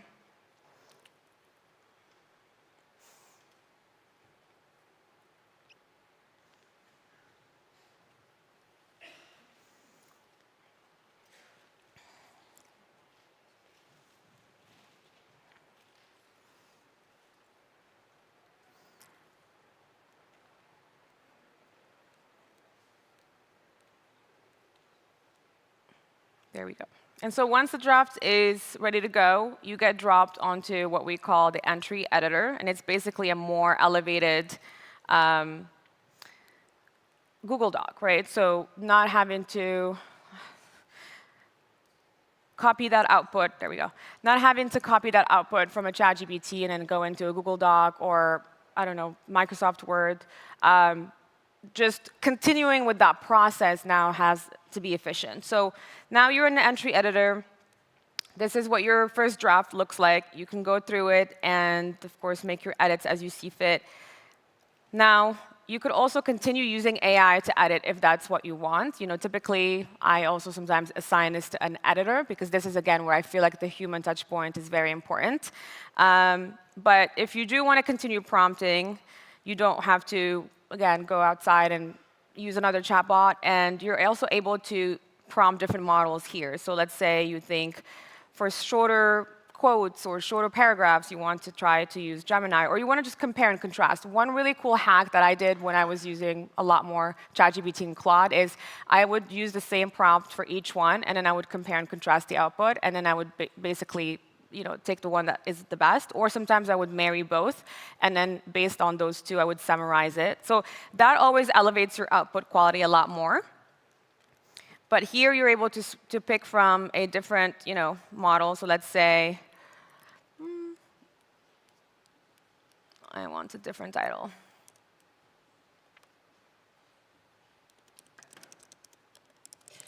Different title than this.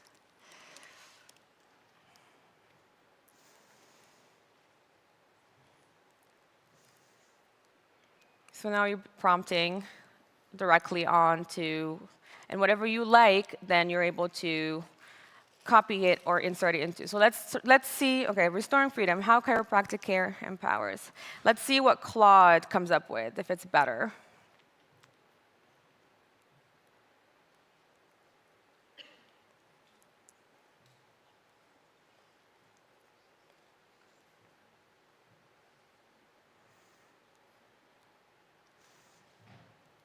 Anytime now. Let's try a different one. Oh, there we go. So you understand kind of the point here. So basically, you're able to compare and contrast, and then let's say this is what you like. Then you're able to insert it directly into your editor and go with it. So this makes it very efficient to just go back and forth with AI and collaborate with it on editing, or you're also able to just edit it yourself. So, and now you're also being able to score and actually have your editing suggestions in real time. As you make edits to your content, you're able to kind of keep track of any suggestions of how to make it better. And the goal, of course, is to get as close to 100 as possible. But it's scoring and analyzing your content in real time as you're doing your edits. So now we've gone from just putting a brand URL all the way to creating a content plan with 30 pieces of content and ideas, having a brief for each one, which gives it even more direction and depth, and that also doubles down as your prompt, to then starting to create a draft in just a few minutes. Now, this process used to take me a few hours sometimes, even using ChatGPT, because of how much admin tasks I had to do in between. And this workflow now is automated for you, and all you have to do is plug and play along the way, and then show up as the human in the loop to review, edit, and then deploy. And of course, once your content you're happy with it, then you're able to just mark it as approved or in review or complete, and then at that point, you start your publishing workflow, so setting it up to be published in your channels. So that's one way of doing the workflow. Now, quickly, I'll show you the one I did with make.com. Oh, OK. And the content workflow we just talked about on Vocable is great for long-form, evergreen content that creates long-term value. So that's content that you can actually plan ahead for, and that's educational, informational, and long-form SEO. But with trending news, because you can't plan for them, I set up this different workflow. That way, every time I add, and I just put like an example here, every time I add a link in this row on my spreadsheet, it triggers this workflow. And it's pretty easy to kind of set up, at least just connecting what your Google Drive. Then you can pick your sheet from your Google Drive, if you have Google Drive. And then you're able to also select which sheet name if you have different sheets in your. So it's interesting and just very easy to use as far as adding just your plug and play, kind of what we talked about. Then the next step for me would be to use Perplexity, because it's actually able to access the internet and summarize articles. So then what Perplexity does is you have to also plug in your API. So that's pretty easy. You go into Perplexity, you go down to your name. Oh, sorry, API here. And then you generate an API, and then you copy-paste it and bring it over here, and that's how you connect it. Pretty simple. You choose your model, and then in the message part is where you give it your prompt. So here is summarize this news article, and then you link the spreadsheet that we just set up before. And so you put link A because that's where the links are here. So it's column A, and it's the name is link. So it's link A. And now you're set it up as the next step. The next one is you create a router. Because I'm publishing, if I want to publish in different channels, then you create a router, which creates obviously different workflows. And so I'm connecting Claude. You can connect ChatGPT if you'd like. There's all kinds of models here. So Claude also needs an API. So you go and pull your API from Claude.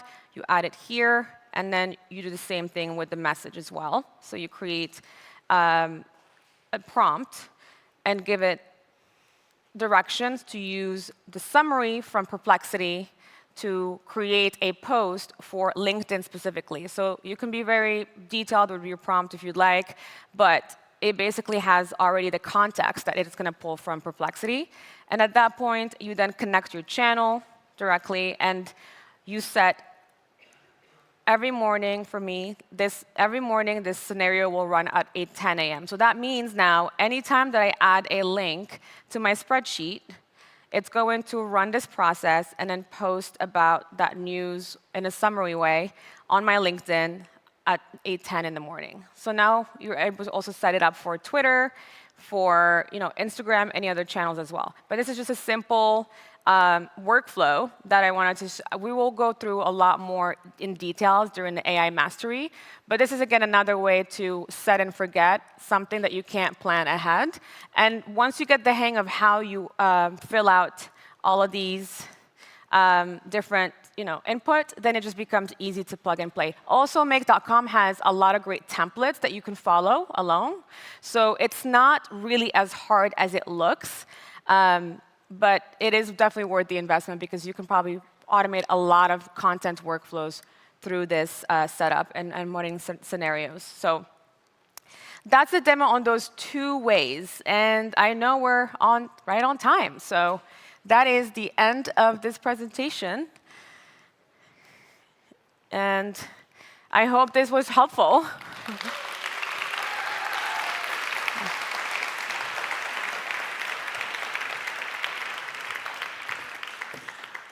Thank you so much, Iman, for teaching us how to work smarter, not harder. And for those of you who's just joined the live stream, I know we have 100,000 registrants online and in person. For those of you who've just joined, Iman coaches top companies like Mercedes and Porsche, and she's also given speeches at Harvard and MIT. So you're really getting the insights that are very special and highly productive to your business, to your personal growth, and transform, level up completely. I'm very excited to also introduce our next speaker, Andriy Petso. So Andriy is the founder. Thank you, Andriy. Andriy is the founder at Contrada, and he has successfully created 3,000 videos. Is that right? With AI automation, more than 3,000 videos, replacing 2 full-time positions with just a few hours of work. Who wants to know how to work smarter and not harder? Thank you. Thank you.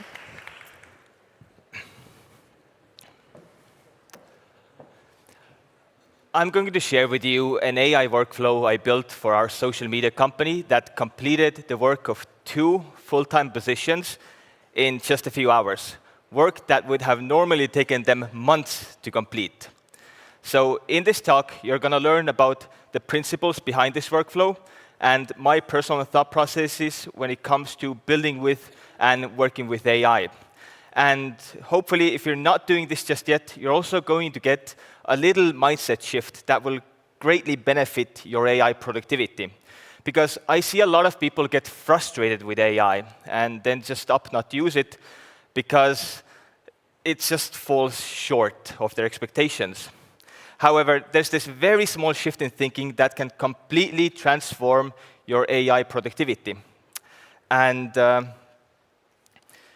but before we get into all that, I have a confession to make. when ChatGPT was first getting popular, I was making YouTube videos and giving talks, kind of like this one. And I used to have this joke, I used to crack this joke because, I'm a funny guy. I used to say something like, remember to always be kind to AI, because although it's not smart just yet, it will remember things. So when the robot uprising does happen, you want to be on its good side. But wait now, here's my confession.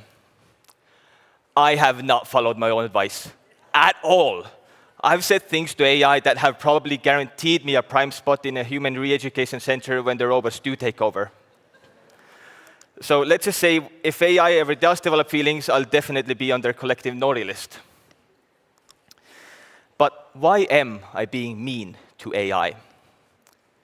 Well, sometimes I just get frustrated with it taking me in perpetual circles, because honestly, for a lot of things, AI isn't quite there yet.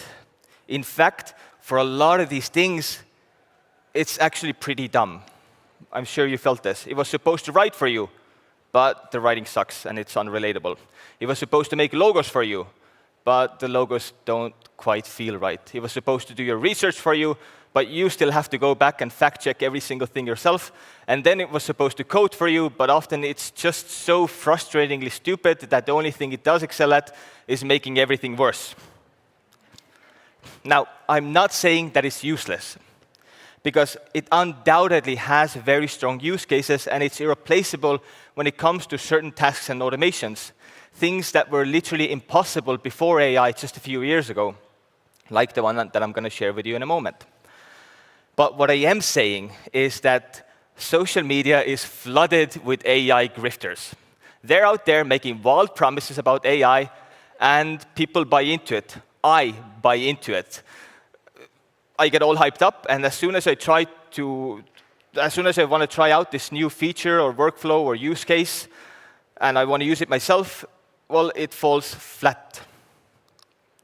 And that's why I want to be super clear about what we're doing here in this AI Summit today. We're not here to sell pipe dreams. We're here to give you real tools, real thought processes, real frameworks, stuff that you can take and use right now to build your own things with your own workflows for yourself, by yourself. What we're doing here is we're laying down a solid foundation for you to start building on. Now, will some of these things be outdated in a year? Probably. This field is moving at light speed. But what we're sharing, it's stuff that you can use right now.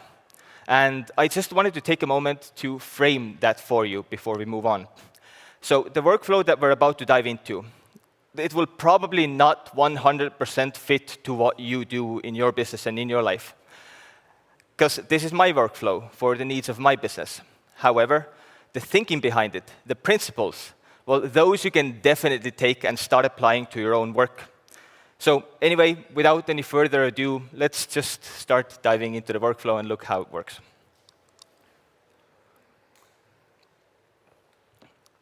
So my business was tasked with creating 3,000 videos in 3 months for Mindvalley. And that's about 100 videos per day.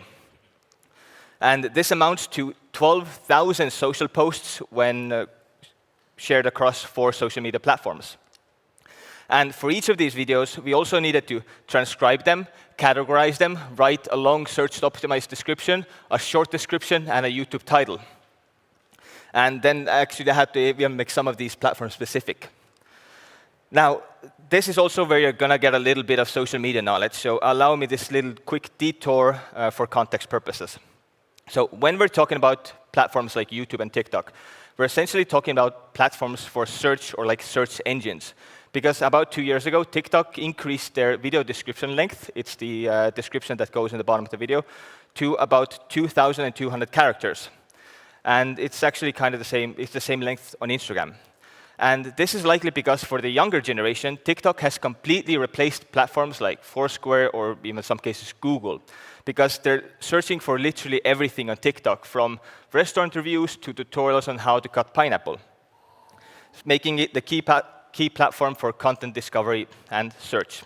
So now if you want to have an edge with your content on TikTok, then having search-optimized descriptions, long ones, will give you that small slight edge. Now, imagine the task of writing 3,000 descriptions that are each 2,200 characters long. Then also 3,000 short descriptions, coming up with 3,000 YouTube titles, and categorizing them, and even transcribing 3,000 videos, as well as watching them, obviously. It's an insane amount of work. Typically, the job for 2 or actually even more full-time positions if you do everything manually. Now, here's where the AI workflow comes in. Instead of taking months, I automated the entire process in just a few hours with AI. So here's how that worked. So before starting the AI automation, leading up to the workflow, the first thing that we paid attention to was rigorous naming and foldering structure. Because without it, an automation this extensive wouldn't have really worked. So I drilled this into my team's heads, because the only way for anything to go wrong here was human error. However, now while putting this together, I actually realized that I could have used AI to fix that part as well. To watch for new files and rename them with proper formatting, so I guess next time. I'll also quickly mention that prior to this, there was already an elaborate automation in place that included downloading the footage, entering all the information into Airtable, then connecting everything together, as well as sending Slack messages for the entire editing process, and also quality assurance. And this is what the AI automation looked like from the point that AI will start getting involved.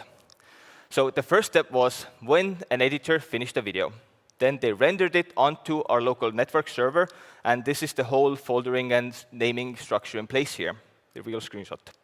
So then after that, our local server automatically uploaded the entire video onto our Google Drive. And once the video was on Google Drive, it then got pulled into Airtable. And this is really easy. It's actually just built-in Airtable feature. And Vision and Vikintas turned me on to Airtable last year, and I literally use it to automate all the processes in my business now. So it's a very good tool. So when that happened, when the new Airtable record got created, another separate record in another Airtable table got created, and it looked at everything prior to this point and connected up each part. And the outcome was that the file our editors rendered onto our server was now entered into Airtable and was connected up to the full workflow. OK. So when all this was in place, a snippet of Python code got triggered, and it started communicating with the AI.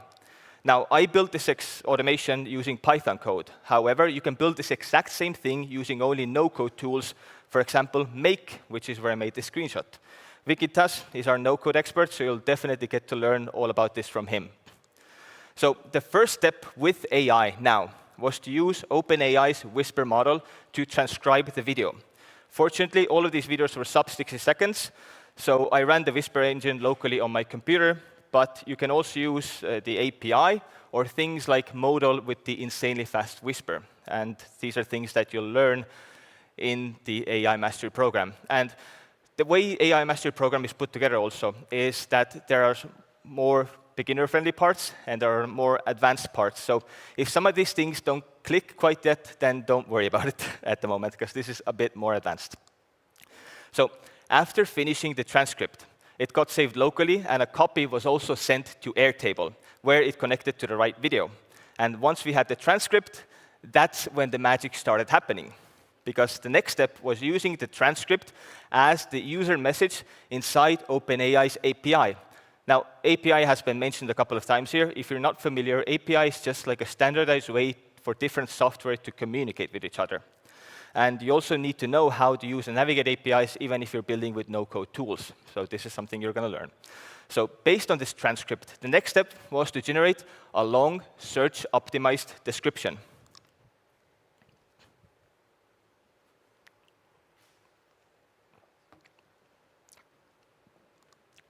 Now, we didn't do keyword research for each of these 3,000 videos, as that would have been insane. Instead, we simply asked the AI to identify potential search terms inside the transcript and related to the transcript and weave them into this description, so this will get you at least 60% of the way there. But why would you bother with any of this when posting social media videos? Well, even if adding search-optimized descriptions doesn't directly drive any meaningful traffic to your content, I find that having these aspects optimized is still likely to help the algorithm understand and categorize your content better. Because you can also prompt it to, for example, add missing context, to even find sources if you want to be risky with it. And in addition, I have this theory that the more of these boxes you check, if TikTok, for example, wants to push their new search feature, then you might end up with a few extra algorithm points if you're doing this, and if you're perhaps you're going to get lucky and get slightly more reach as well. But I just find that these things are always worth a try, especially if they can be automated away completely. So after this, after finishing the long description, the OpenAI API call now categorized the video based on its transcript. And this categorization gave us another layer of context to work with, as well as some necessary information for the social media team. Then, using everything we've created so far, the transcript, the long description, and the category, our third API call created a YouTube title. And thanks to all this context that we fed it and a bit of ticking around with the prompts, I actually think these titles were pretty good. They definitely got us like 80% of the way there. Maybe for a couple of them, we had to change a few words. And then finally, our fourth and last API call, a snappy short description was also created. And the reason for this, the reason for this specific order of doing things was simply based on my initial tests. For example, the description, for example, the decision of generating the short description was just because I found that when I fed AI the full context, the transcript, the long description, the category, the YouTube title, short, and the transcription, long description, category, and YouTube title, I found that the results were consistently better across the board than instead of basing it on the transcript alone.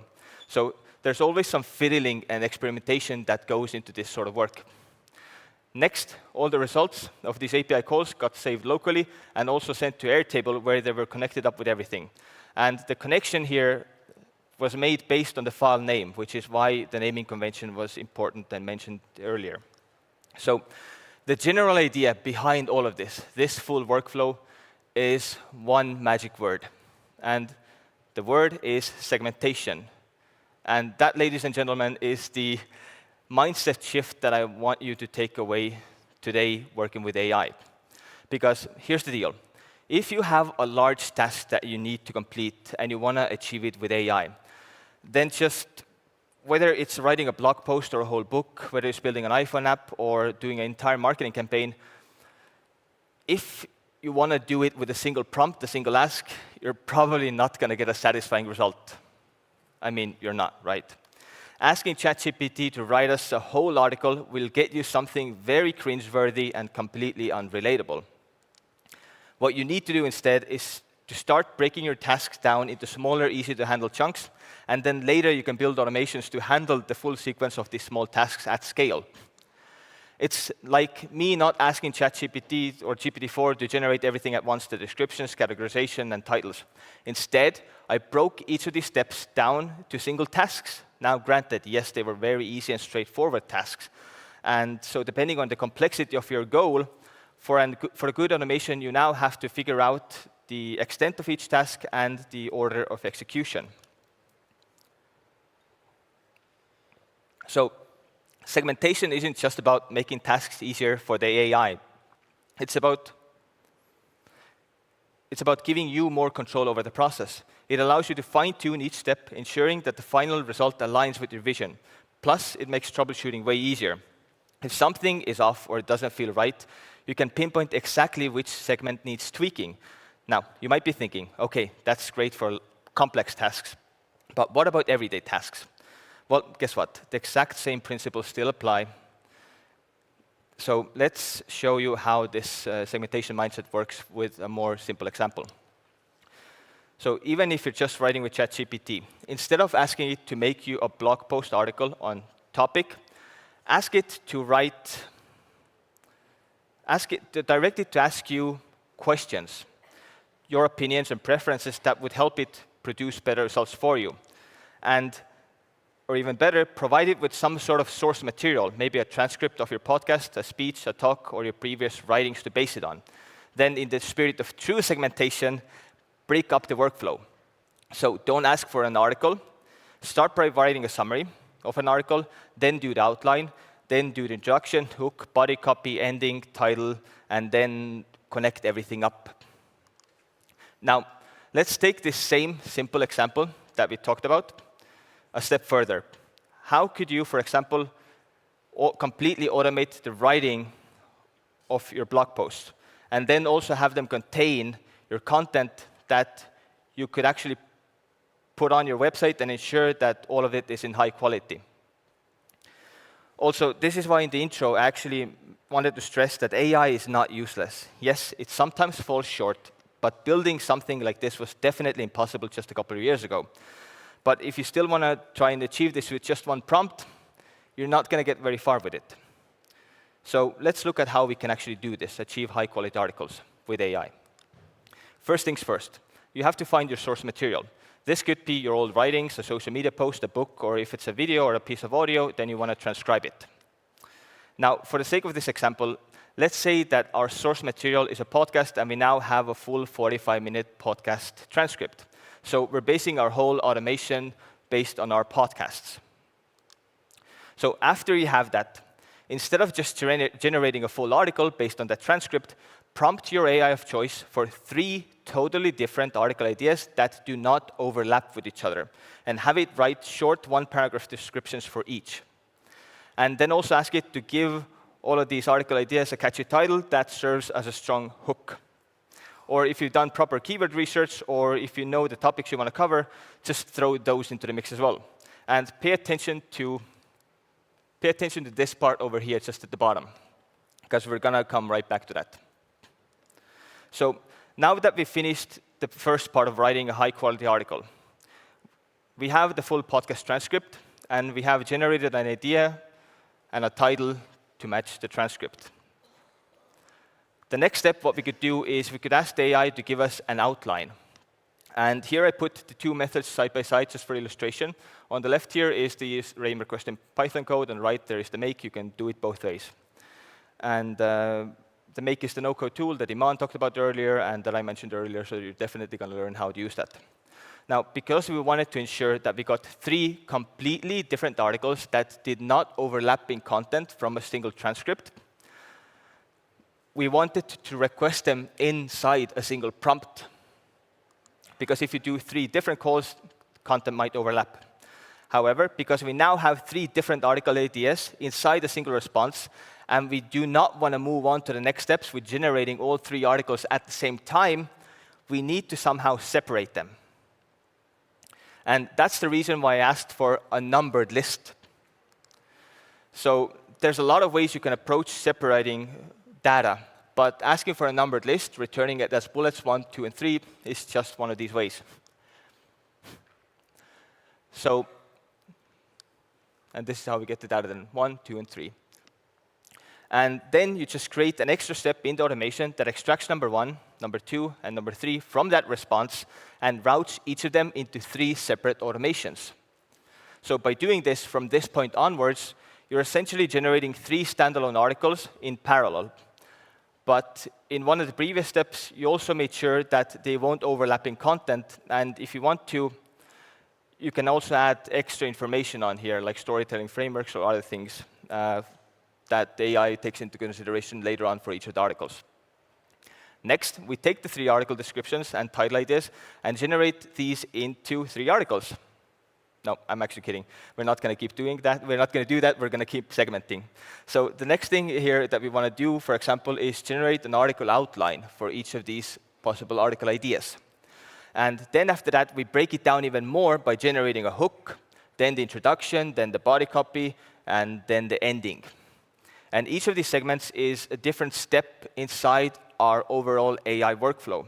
Because the more you segment an article into smaller chunks, the more you segment the big task into smaller subtasks, the more fine control you have over every single little detail there.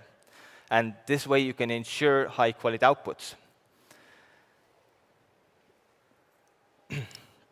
So just to reiterate, segmentation means that instead of using one single prompt to complete the whole set of complicated tasks, you break this task down to smaller subtasks. And you want to do this because you have way more control over the subtasks than you do over a big one. And in this case, of writing an article, instead of asking for an whole article, you basically create the summary, then the outline, then the hook, then the intro, then the body copy, then the ending, the title, and finally you connect them all up into a single article. So this approach turns one prompt into 8, one action into 8, but the result is just so much better. So, and after this, step number 5, you want to create the full automation around this workflow. So the idea here is that, actually, here's an idea that what this automation could look like.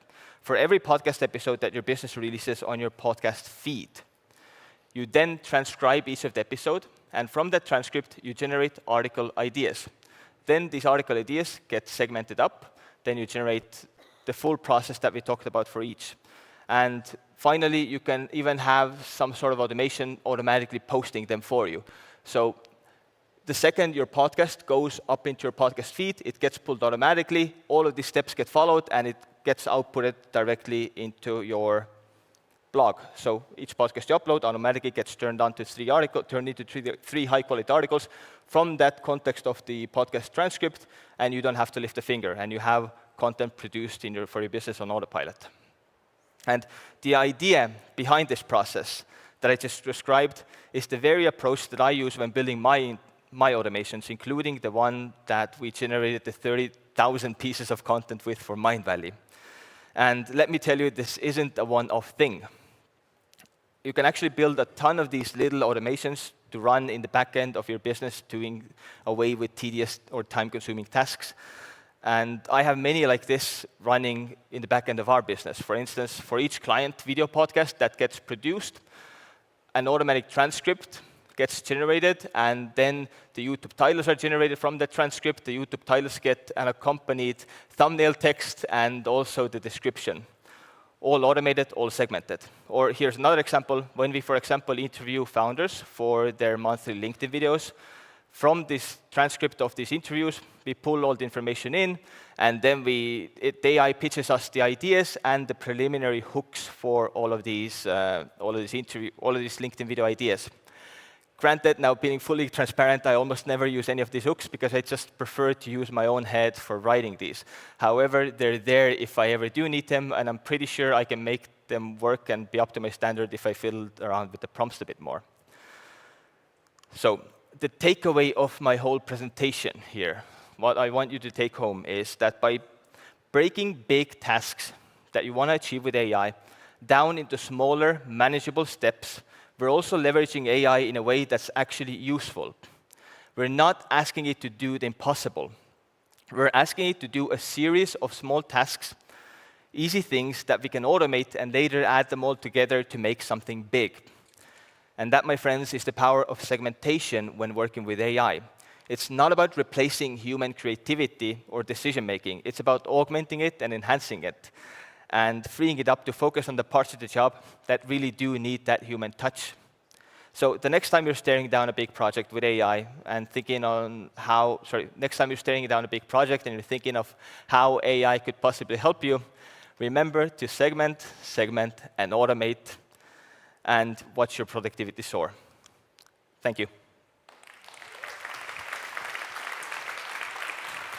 Thank you so much. That was incredible. Thank you. Thank you. And as we're learning more about visual creation, social media, how AI integration can really help with that, I think our next speaker would be telling you more about, I love the prompt.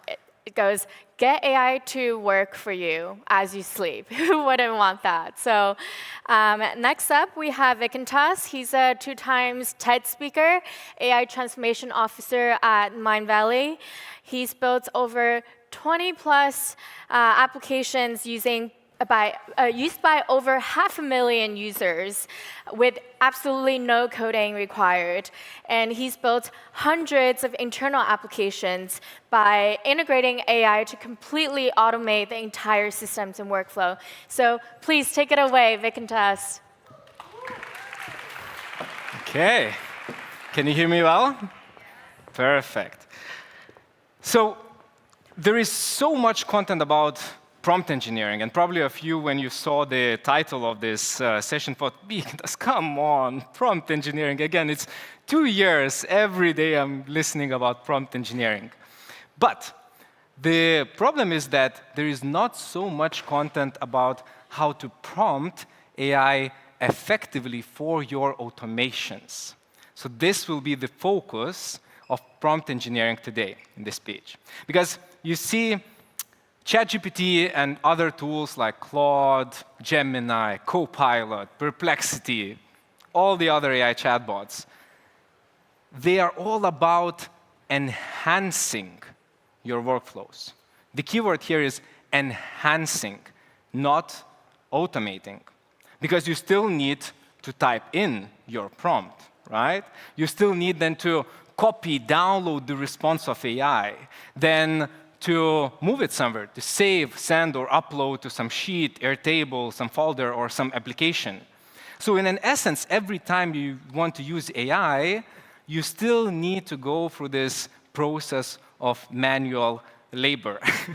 And therefore, I call it just the stage number 1 of your AI journey.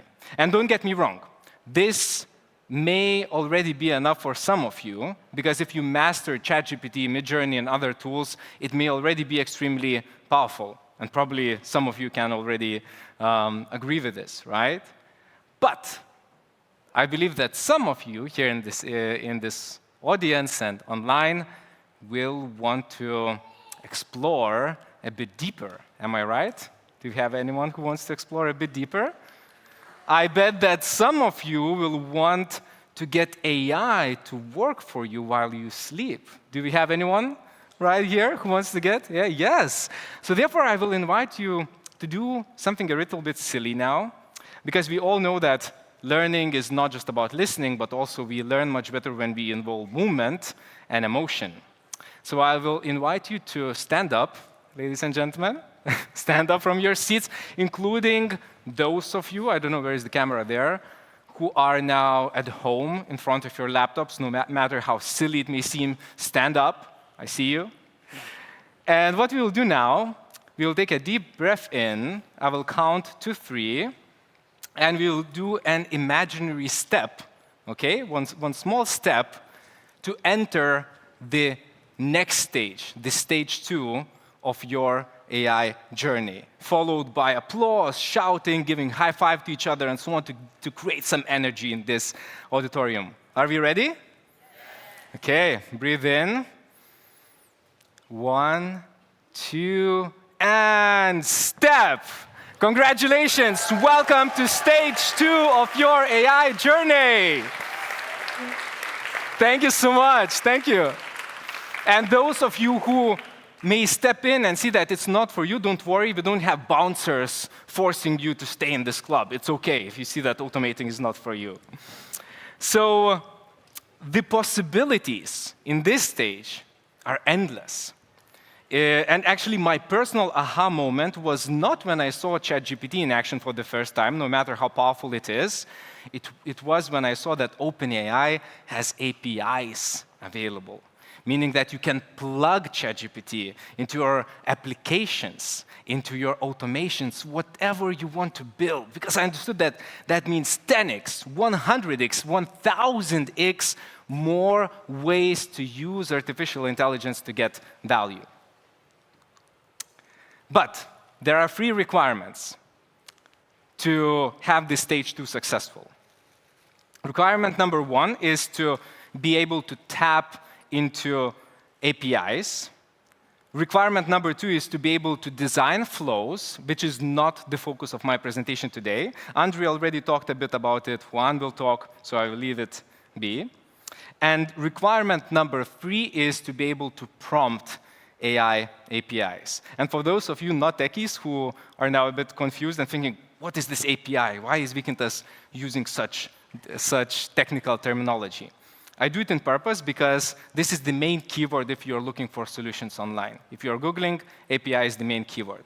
But in an essence, what it means is just a way for various programs to communicate with each other. If you plug Gmail into your automation, you're using Gmail API, right? And the same way, if you want to plug OpenAI ChatGPT, you're using OpenAI ChatGPT API. Simple as that, right? And the good thing for requirement number 1 when it comes to tapping into APIs is that no-code universe makes it so simple. There are so many beautiful tools to integrate various applications. Zapier, Make, IFTT, Pipedream, new kids on the block like Vector Shift. So you don't need to know how to code. And when it comes to number 3 requirement about prompting AI APIs, we will get our feet a little bit into it today, and we will learn 4 techniques. Number 1, dynamic prompting. Number 2, which is more like a principle, show, don't tell, or 0 versus few shot prompting. Number 3 is fake Fred technique for all of you tricksters and manipulators out there, because we will be manipulating AI to get the best results that we want. And number 4, which is actually not on this slide, is called structured response, or JSON.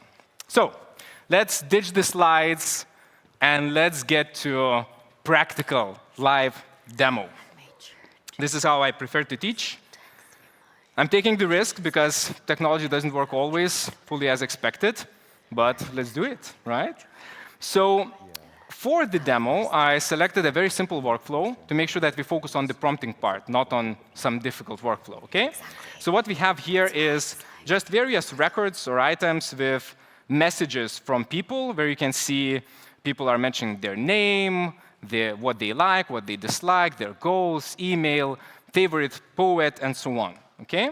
What we want to do is, whenever I click Start here, to pass on this message to artificial intelligence and to extract variables from that message, name, age, email, phone, in this particular formatting. Because AI is actually very good not just at generating text, copy for social media and so on, but also interpreting text and extracting particular information that you may want. Is it clear so far? OK. And when I click Start here, it will trigger an automation on Make, the integration platform that you have already seen today, where I have already a few modules built so that we could focus on AI. So let's do it, OK? I just need to click plus to add a new module or a new step in the automation. Let's search for OpenAI. And you can see already a lot of options. This is how many options you have in terms of what you can achieve with various OpenAI APIs. And for our demo, we will select this one, create a completion or prompt. So let's click it. You see it's very easy. It opens a beautiful user interface where you just select particular details. I already have connection established. We leave the method as default. For the model, let's select the newest model, GPT-4o. And for max tokens, let's just have it at 0, because then it means it will not limit the length of the response, because this doesn't matter. Because the key detail of today's training is this section, messages. I'm not sure if it's big enough for you. Let me try to make it bigger. Is it better now? OK, is messages. You see what happens when you are using ChatGPT. Let me make my ChatGPT bigger. Let's say I'm entering something here, lorem ipsum, and clicking the button to send. Anyone has an idea what happens in the backend? If you think that I'm just sending this message, lorem ipsum, you're partially right. Because what is happening in the backend, it sends the latest message from me as a user along with the previous messages in this conversation to make sure that AI has all the necessary context. Make sense? Right? So in the same way, AI APIs work. Therefore, they provide you a chance to add as many messages as you want. You see, I clicked a button to add a message, and it added message number 1. I can click again. It adds message number 2, and so on.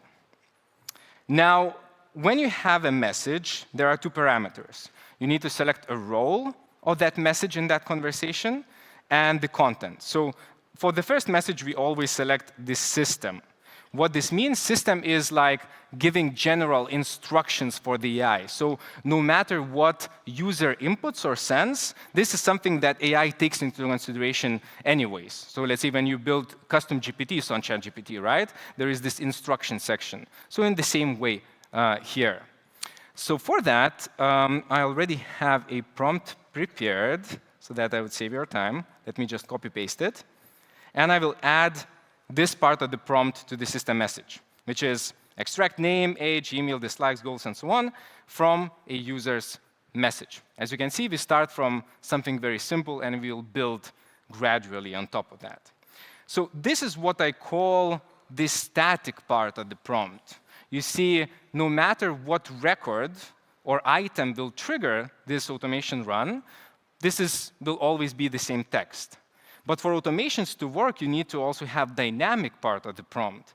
So depending on which item you are sending through, it needs to pull information from that item, right? What I mean by that is, if you look at our demo on the Airtable, if I click Start here, I want this message to be sent, right? If I click Start here, I want this message to be sent to AI, right? So I need to establish a thing called dynamic part of the prompt in the second message, where for the role, I'm selecting the user, because we are sending from a user an input for AI to work on, right? And here, I'm not typing actual text, because I don't know what will be sent. This needs to be dynamic, right? So what I'm doing is a so-called thing, mapping variables. When I click here, you can see right away it allows me to choose from any variable available from this Airtable record that triggers the automation, right? And you can see one of the variables here is message. So now if I click on it, it means I'm mapping to this variable. So to make sure that this message comes exactly from whatever item triggers the automation. Are we clear so far? This is the big difference compared to when you're prompting on ChatGPT, is because whatever you type in, that's it. Here you need to play with variables that you're dynamically passing and also a static prompt of your part. OK, so we started very simple. We have one message and then message 2, right? Let's click OK. Let me connect to another step in the automation to save AI output, OK? And what I will just do will, again, use variable mapping. Just in this case, I will map the AI output that I received to Airtable record where I want to save that output, right? So you can see, again, when I just click here, I see the previous step, various selections. And for OpenAI, it's always under choices, message, and content. Don't worry, you don't need to remember it now. When you read the documentation, you will know. Because everything else here is metadata, is just additional information. So this way, I will make sure that whatever AI responds, I will save where I want it to be saved automatically. OK, so let's save it. And let's click here, Run Once, to just test our automation workflow. OK, I'm coming back to Airtable. Let's try on this one, Sarah. OK, clicking Start. It should change now to initiated and should trigger this automation. Let's see if it, OK, yes, you see it triggered. AI works, boom. If we get back, we have the result out here. Name, Sarah, age 35, email, phone, not provided, and so on. So you see it worked pretty well, right? It did the job for us. But not exactly how we would like it to have, because I provided initially an example that I wanted exactly in this format. So what do we do then? One way would be to, let's rename this module for now, zero-shot prompting, OK? Zero shot. So one way would be to try to explain, to add all the details to make sure that AI understands you. An example would be, let me again find where I have it put down. OK, this part. Let me copy paste. Example would be something like this. Split variable names from the values by a colon. List each variable in a new line and make sure all variables are split by semicolon, and so on. So you see, it gets like very confusing, and I will not read everything to not get you fall asleep. But even if you want to explain some simple things, you need to expand, expand, and expand in the prompt to make sure that it understands you well, right? But if you read various AI prompting manuals, you will always see such terms as zero-shot prompting. So this is what we just did, where we didn't provide any examples, right? We just tried to explain everything. And the more difficult task it is, the more you will need to explain, the more confusing it becomes. And AI may start losing the grasp of what actually matters because you will be adding more and more details, right? The other approach is so-called few-shot prompting, when you provide examples how you want AI to respond, okay? So an example of a few-shot prompting would be, instead of providing all these details, you could tell that, look, let's do it here.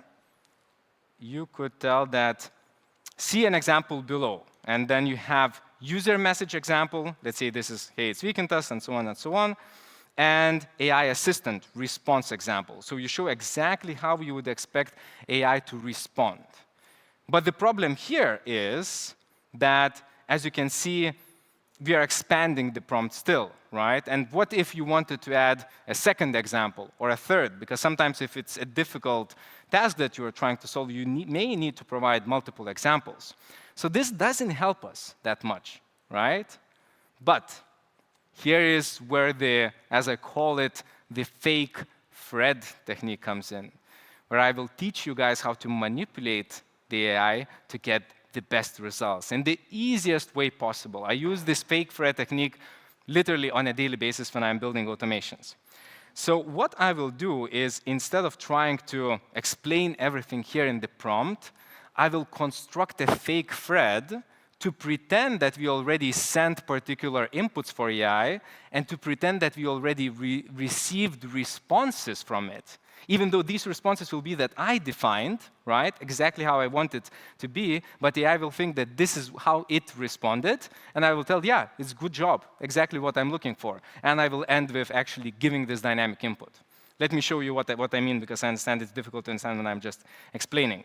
So instead of expanding here in the prompt, I will take this part, and I will add this in the next message, pretending that this is user that already sent this input, okay? Instead of providing in this prompt, and I will delete this part. And then I will add one more message. So this is how I'm constructing this fake thread, right? Where in this case, I will select not a system, not a user, but assistant as the role. And assistant is the AI itself, right? And here, I will just copy-paste this ideal example, what I would expect AI to respond to this user input.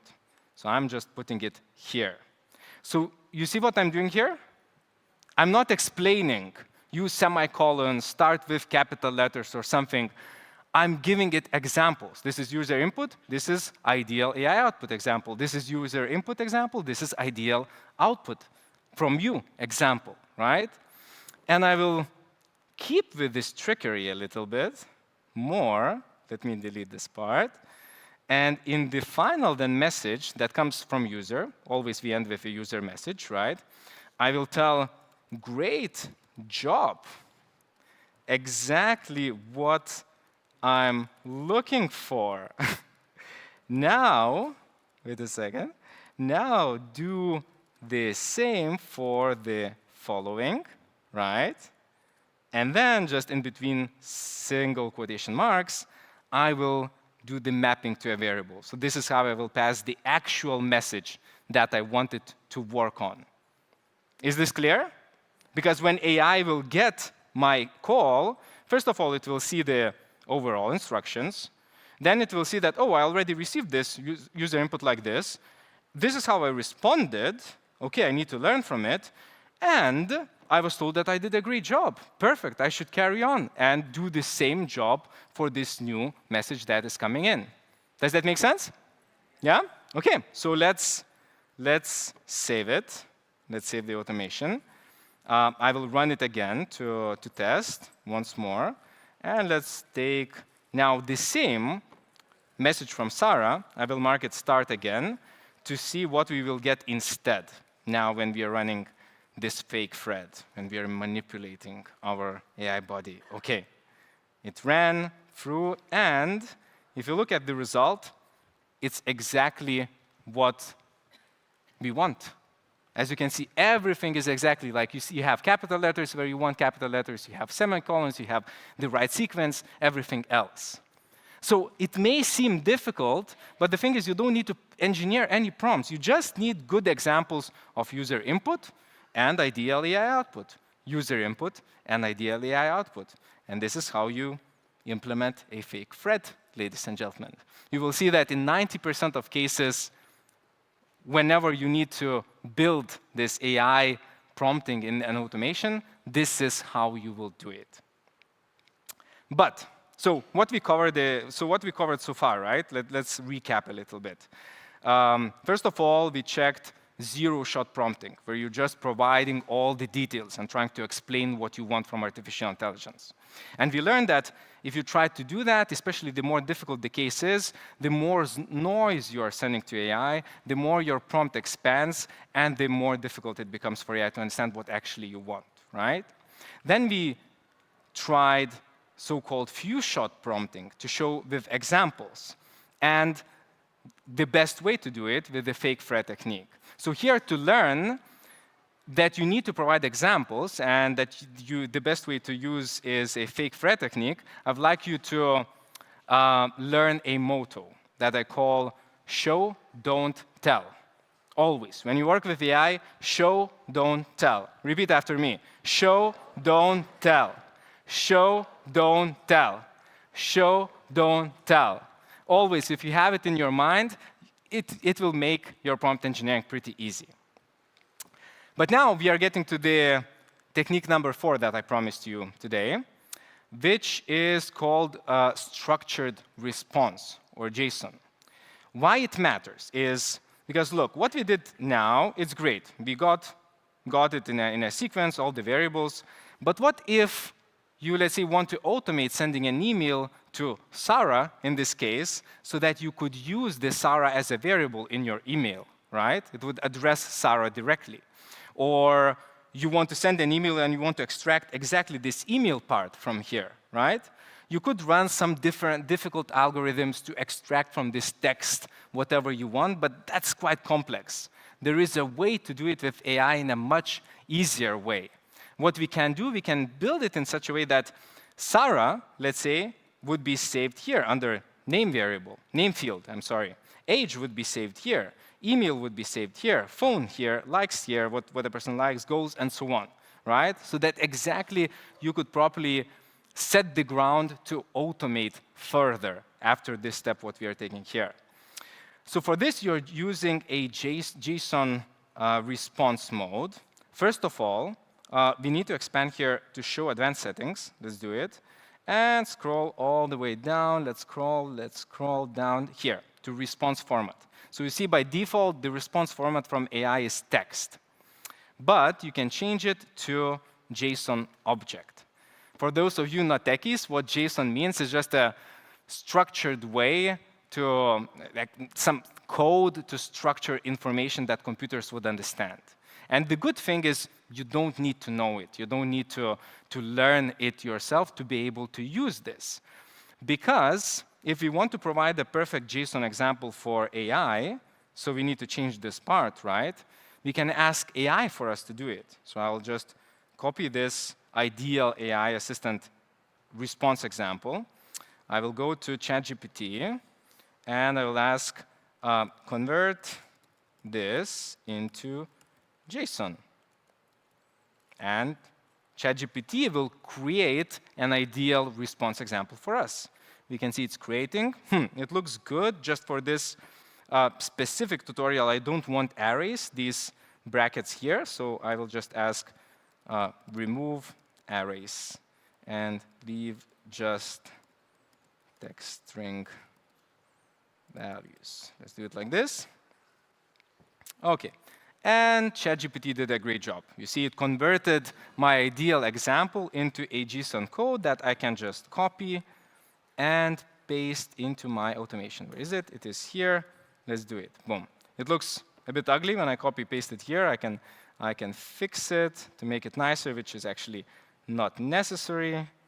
But let's do it. OK. So you see it's like name, age, email, phone, likes, then dislikes, goals, and we have a poet in the end. OK.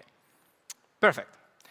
And one more thing what we need to do to get this JSON mode to work is finally changing a little bit here. So instead of now do the same for the following, we need to mention JSON. So now return JSON for the following. That's it. So 3 things we had to change, right? We had to change the response format from text to JSON. Then we had to change the ideal AI output example to trick it a little bit, and just to add JSON here in the end. So let's mark it OK. Good. And let's test it out. I will take this same message from Sarah, and we'll just run this module now. Run this module only. We'll provide this as a test input. Let's see what we receive. So AI is running. We got the response. Bam. Looks perfect. So you can see name, Sarah, and everything else, right? But there is only one thing that's left. If we want to save then in each field or column or on our interface, we need to add one more step. So I'm clicking right-click here, add a module, and I'm adding a JSON, parse JSON module. Again, you don't need to understand what this means. We can dig deeper into it if you want to understand underlying reasons afterwards. But here I'm just referring or mapping to the AI output, where AI returned me a JSON code to make sure that this module splits that code into separate variables that I could map. Okay? So I'm marking OK. Let me make it nicer. And also run this module to test it, to make sure that everything is good. I'm clicking Run this module and adding the content. OK. It worked well. Perfect. So we can see we have all the variables. Let me just save, leave the automation a bit. I need to refresh to make sure that I have all the variables for the next steps, because sometimes it doesn't capture right away. OK. And now the final thing, what I need to do. Anyone could tell me? So I sent input to AI. It worked based on my prompt. Created an output, right? I split that output into variables. What do I need to do next? Yes, I need to save the output. It's always very simple, right? Input, AI, and then output. You need to save it somewhere. Perfect. So let's do it by, again, mapping the variables. Just in this case, I'm mapping not to this one variables field, but I'm mapping each variable separately. So we have, let's say, poet. So you see I'm mapping poet variable. Very simple. Email, I'm mapping email variable. Name, then age, where is it? Here. Phone, here. Likes, sorry, not this one. Okay. Dislikes, and goals. Perfect. OK, I think I didn't miss anything. Let me just click OK, save the automation. Let's run it again. And let's initiate this automation. It should be triggered right now. OK, AI is working, crafting our JSON. OK, it was split. And like magic, we have all the values right where they need to be. And then if you wanted, you could carry on. Let's say if you see that, OK, phone is missing, you can add on top an automation to message that person to the email. And hey, Sarah, we are missing your phone. Could you tell us? And then get that phone and save in your database, right? Or you could use the favorite poet of Sarah to craft a beautiful poem and send to Sarah to onboard to your community or your product. So sky is the limit. If you build it like this, you can build one automation, chain another, and end up fully automating your processes. Because you see, guys, probably you heard of a guy called Sam Altman. Yeah, the CEO and founder of OpenAI. And he recently told that he believes that AI will open up opportunities for the first solopreneurs, single person, to create billion-dollar businesses, so-called unicorns. Do you think he meant using just ChatGPT? That solopreneur would create a $1 billion company? I don't think so. I think he mentioned APIs. Because if you master this, and it's not so difficult, you could see there is no code involved, right? You can literally, if you want to, be a lone person running extremely, extremely efficient, effective businesses. If you don't want to be a lone person, you can just be a super achiever, making lives better for all of your team members and your customers. Thank you.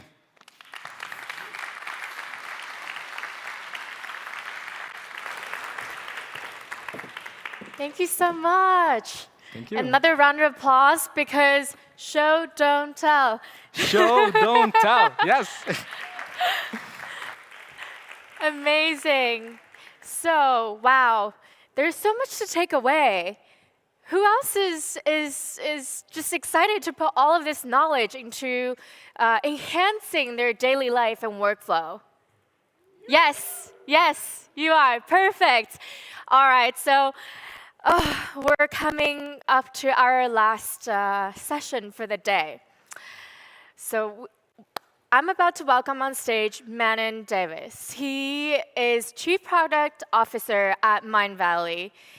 And in addition to all the incredible collaborations and products he's designed and created in collaboration with Google, Microsoft, Disney, Apple, he is also a music producer and inventor.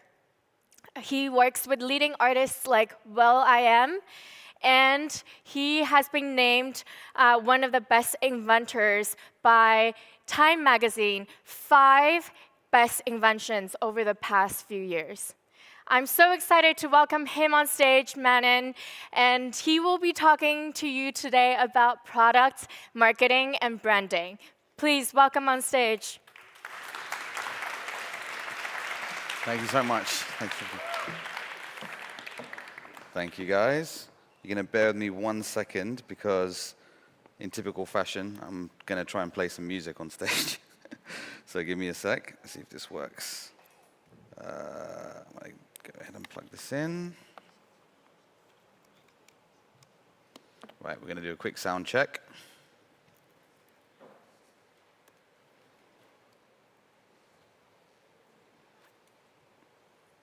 All right, I think it's going to come out of this.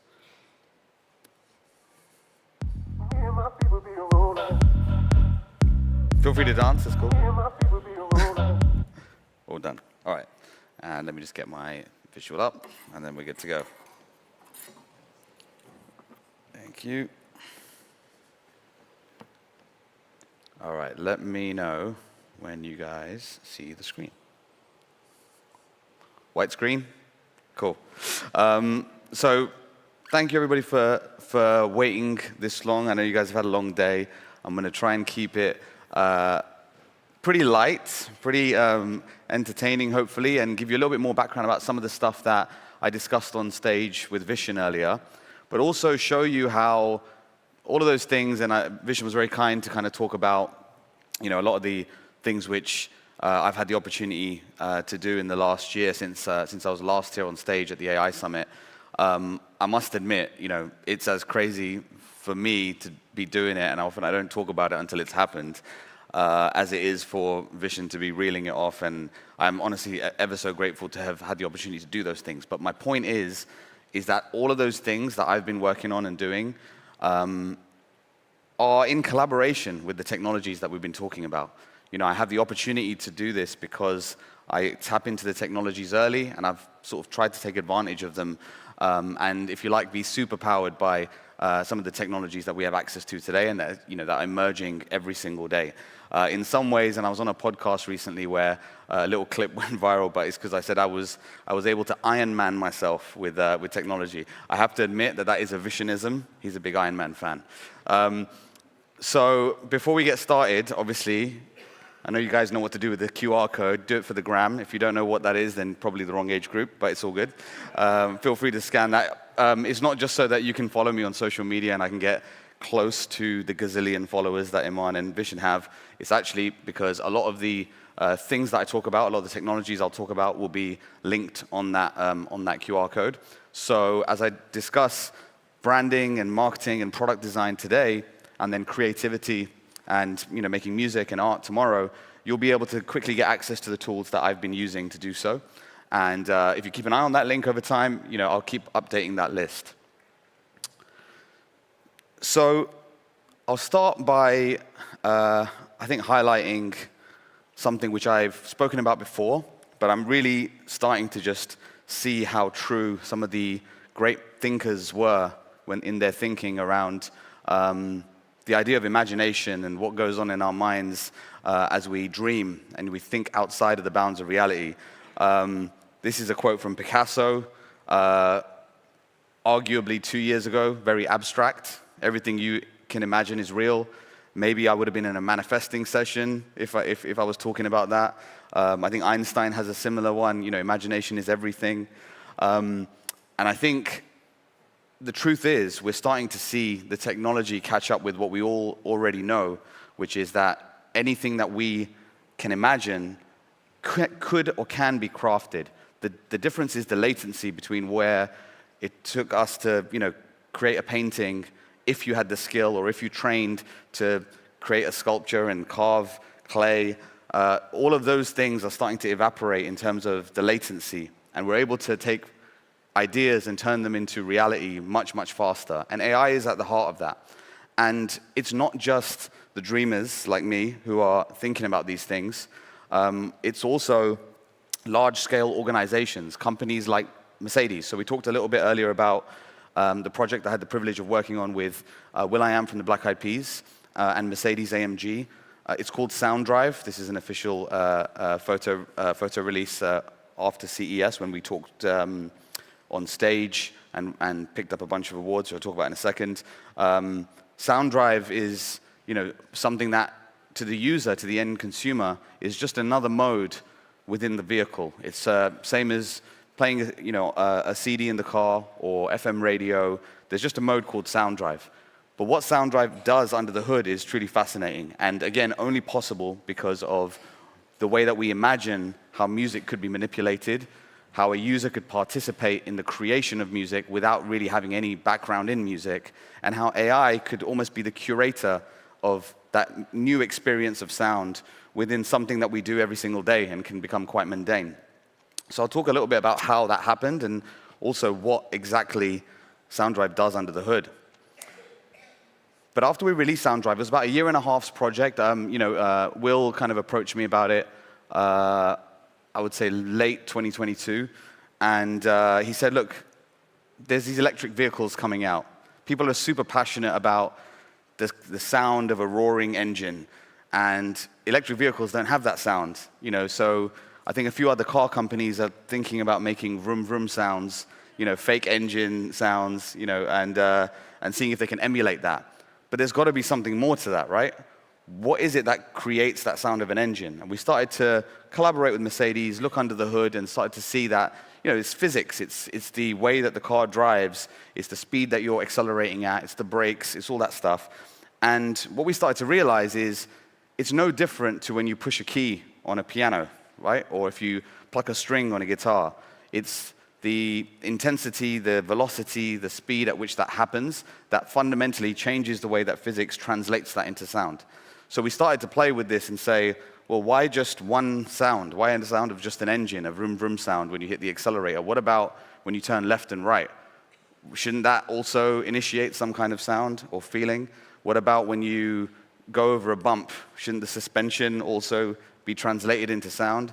And then how can this all be not just so robotic and so monotonous, but be something that could really be an experience and an enjoyable experience, and to your tastes even?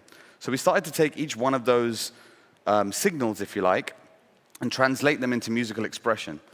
So that was all announced at CES, and I'm going to show you a little bit of a video in a second about how that actually worked. But what happened at CES after we released this idea, after a year and a half of working on it, these are just some statistics off the back of the event. CES is 5 days long, just for context. And in those 5 days, we picked up 6 awards. It was 5. One was latent, a few months later. We had only 16 songs in the car demonstrating this at the time. And throughout that time of 5 days, we did over 1,000 drives with these 5 cars. There was such a buzz about this unique experience that was developed for in-car entertainment, maybe the biggest thing in in-car entertainment since Apple CarPlay, according to Billboard magazine, by the way, not me. They created a huge buzz, and we had everyone from Exhibit, from Pimp My Ride. Anybody ever watch Pimp My Ride? It was, yeah, I mean, that was, I wish I was in that ride. I didn't get a chance to be in that one with Will, but there are a few others. If you check it out on YouTube, you'll see some rides that I went on with Will for a lot of the big publications. And it was just amazing to see how mind-blown people were hearing songs that they knew and loved being transformed in real time.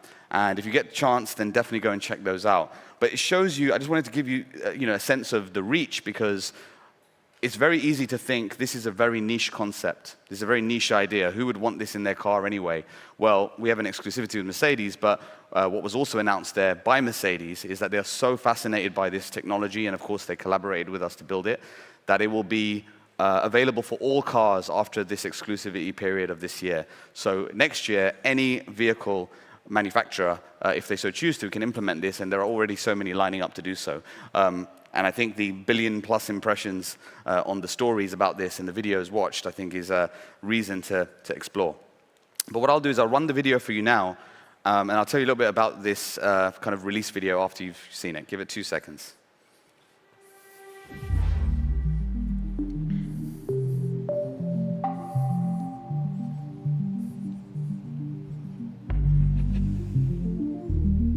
Imagine a car that's creatively bold. Now imagine a song conducted by the road. Your hand on the steering wheel means music's at hand, and your foot on the pedal means it's time to jam. Sensors reimagine to compose symphonic brilliance. Now car and driver is musician and instrument. Acceleration is the baseline running and running. And recuperation is a beautiful sound like an angel humming. Turn left, turn right, and a melody is sung. And the car suspension moves like a rhythmical drum. Gear and wheel spins a musical reel. The driver conducting the feel-goods, a masterpiece is revealed. The car's alive, making beats while you drive. Down back streets and boulevards, conducting the vibe. We transform transportation, new technoscoria navigation. This is a melodical journey, song complete when you reach the destination. Welcome to the new age. Autobahn, new craze. Autobahn, new stage. Sound drive, new wave. So that was the launch video of Sound Drive. Thank you.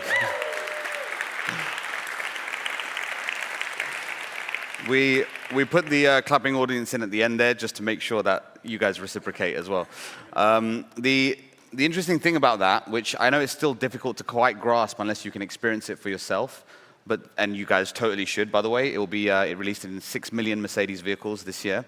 But the interesting thing about that was the instrumental that you heard, the music that you heard, not his vocal on top, obviously, which was recorded later, was actually one single drive of him driving around with the car. So that music was almost composed by will.i.am, driving the car around Los Angeles streets, and that export of that experience went straight into the advertisement. So he literally created that music in the car, which is pretty fantastic. As you can imagine, it kind of opens up all kinds of possibilities as to what could happen beyond vehicles. So why do I say that? Well, this is a little bit of a simplified view of how the AI that we built for the Mercedes Sound Drive experience works. Essentially, it takes a song that you're listening to, Let's say Confident by Justin Bieber. That's what I heard, somebody playing outside. Takes Confident by Justin Bieber. It will, as you hit play and you go into the sound drive mode, what it will do is it will basically break out the stems. Anybody familiar with what stems are? I know it's a bit of a music term. There you go. What it means essentially is it breaks apart the individual instruments in the song. So the vocals, the drums, the guitars, the pianos, etc., etc. And it assigns those instruments to the various triggers of your car. That might be the acceleration, the brake, the suspension, the gyroscope that tells the car whether it's turning left or right. And it essentially takes those signals, those disparate signals, combined with the individual parts of the song, and it chops up and rearranges the song to match the kind of mood of your drive. So if you're stuck at a traffic light or you're going at 20 miles an hour on a 60-mile street because of traffic or whatever, you're not getting the big booming chorus of Justin Bieber's Confident because it would ruin the vibe. You'd have to, you want to rewind the song and listen to it again on the highway or whatever. It continues to evolve the song as you're driving. And of course, you can go back to just listening in the linear mode. But the idea is that it starts to kind of match the atmosphere and the vibe. Maybe if you're driving at night, it sounds more like that Ryan Gosling film Drive than it does, the big pop record that's hitting on the radio on a sunny day. So that's how Sound Drive works. And I think it's important to kind of understand, the reason I point this out is the human element in all of this. It's a song that somebody has composed, written, produced, with all of those component parts, and they're all there distinctly in the order that they're in there for a reason. It's a creative choice, right? The way you drive and what music you listen to and how you drive can be also compared to where you go for a walk, where you might run, the scenery you choose to see along your daily route or whatever.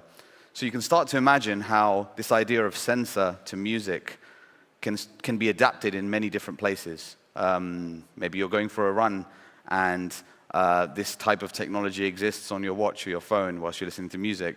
What about when you're trying to get to the top of the incline and the song is just opening up just at the right time to give you that big punch in the air feeling when you get to the top? These are the types of ideas that start to emerge with the power of AI. So that's one brand thinking about AI as a component of their product development and design process.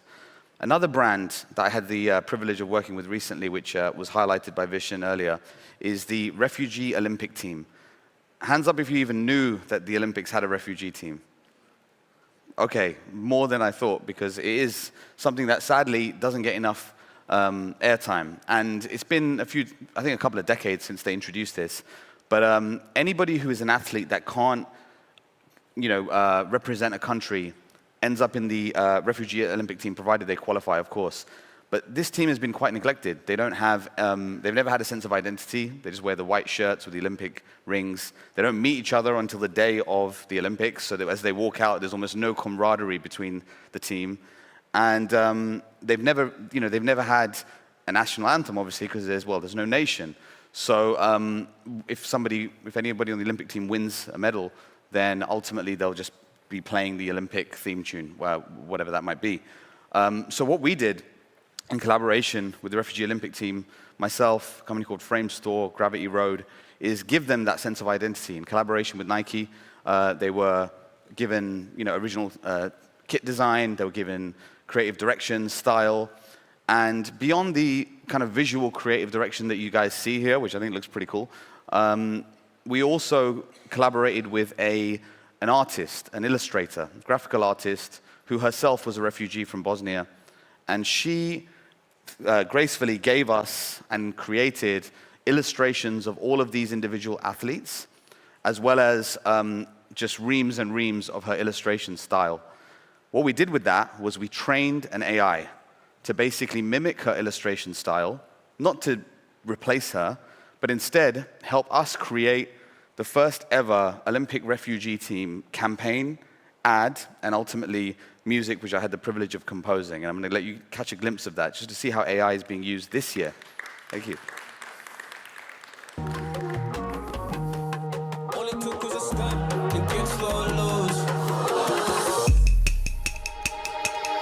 How many roads been dusted?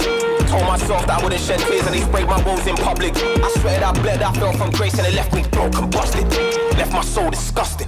That's when the focus rushed in. I had to show them something. Throw some punch and I rolled and ducked it. Stood right in the eye of the storm and the vibe was so conductive. I feel the pulse I'm pumping. Two in the zone, I love this. What kind of moment does this?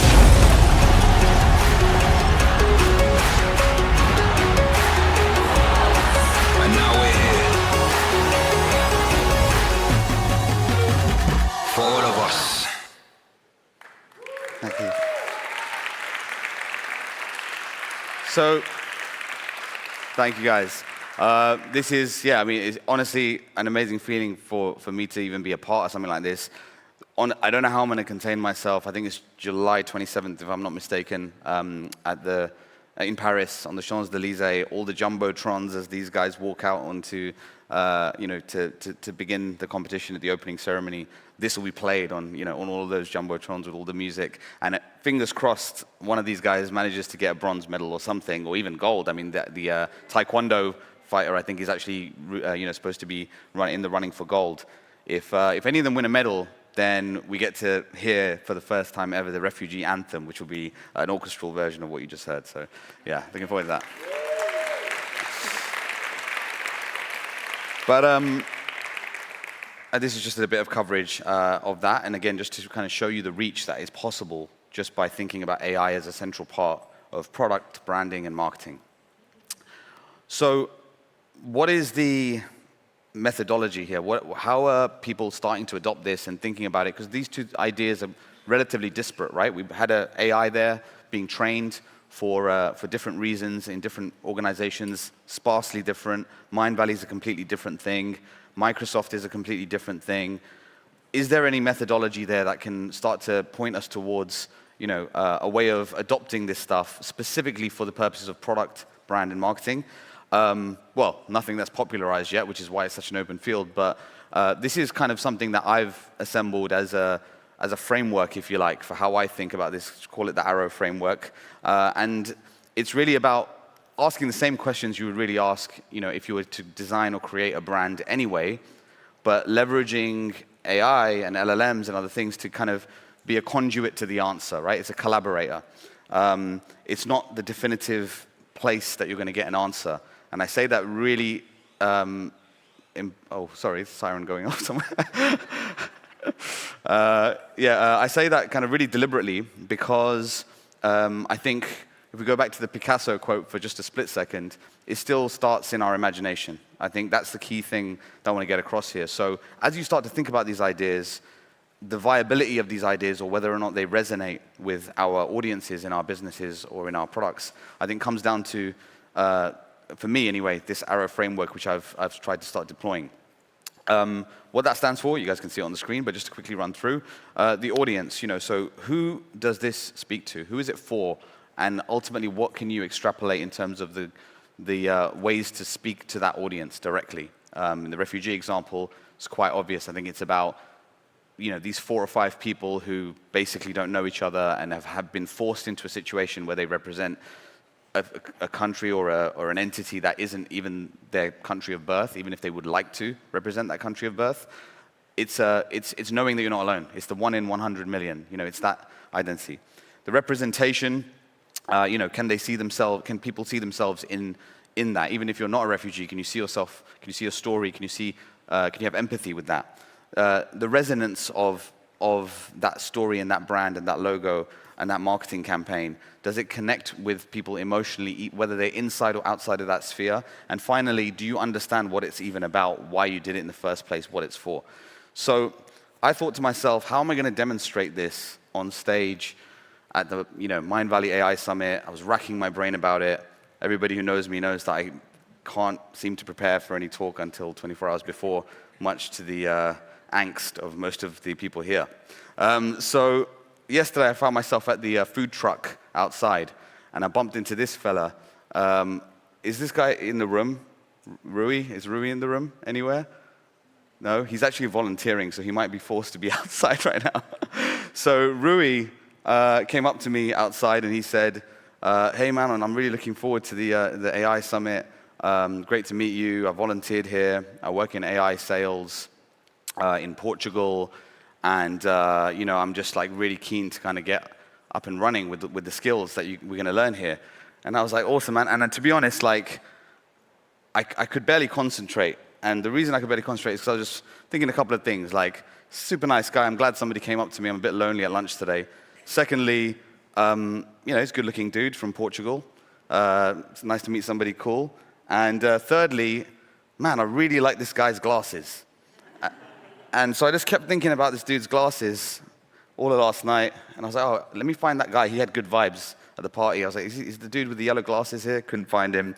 I asked Paulius, who's our photographer earlier, to go and like hunt this guy down today. I'm like, can you get a picture of this guy, Rui? Because I've been thinking about him and I think I might include him in my talk somehow.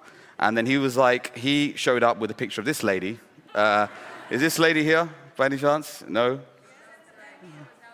She's outside? Okay, cool. So I was like, what's with the yellow glasses? There's like so many people here with yellow glasses. And I saw another dude actually upstairs in the VIP area also rocking some yellow shades. So I started to think, all right, cool.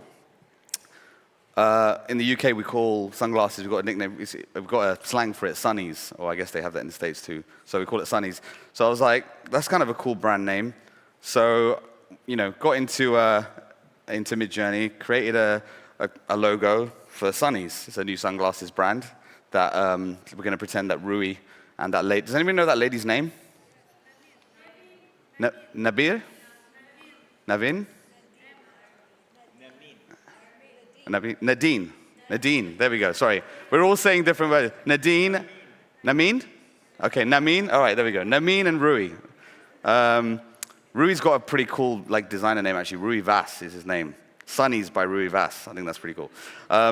So I went in and threw this together, and I was like, all right, cool. Now let's apply this arrow framework to this and see if I can think about who Sunnies is for, right?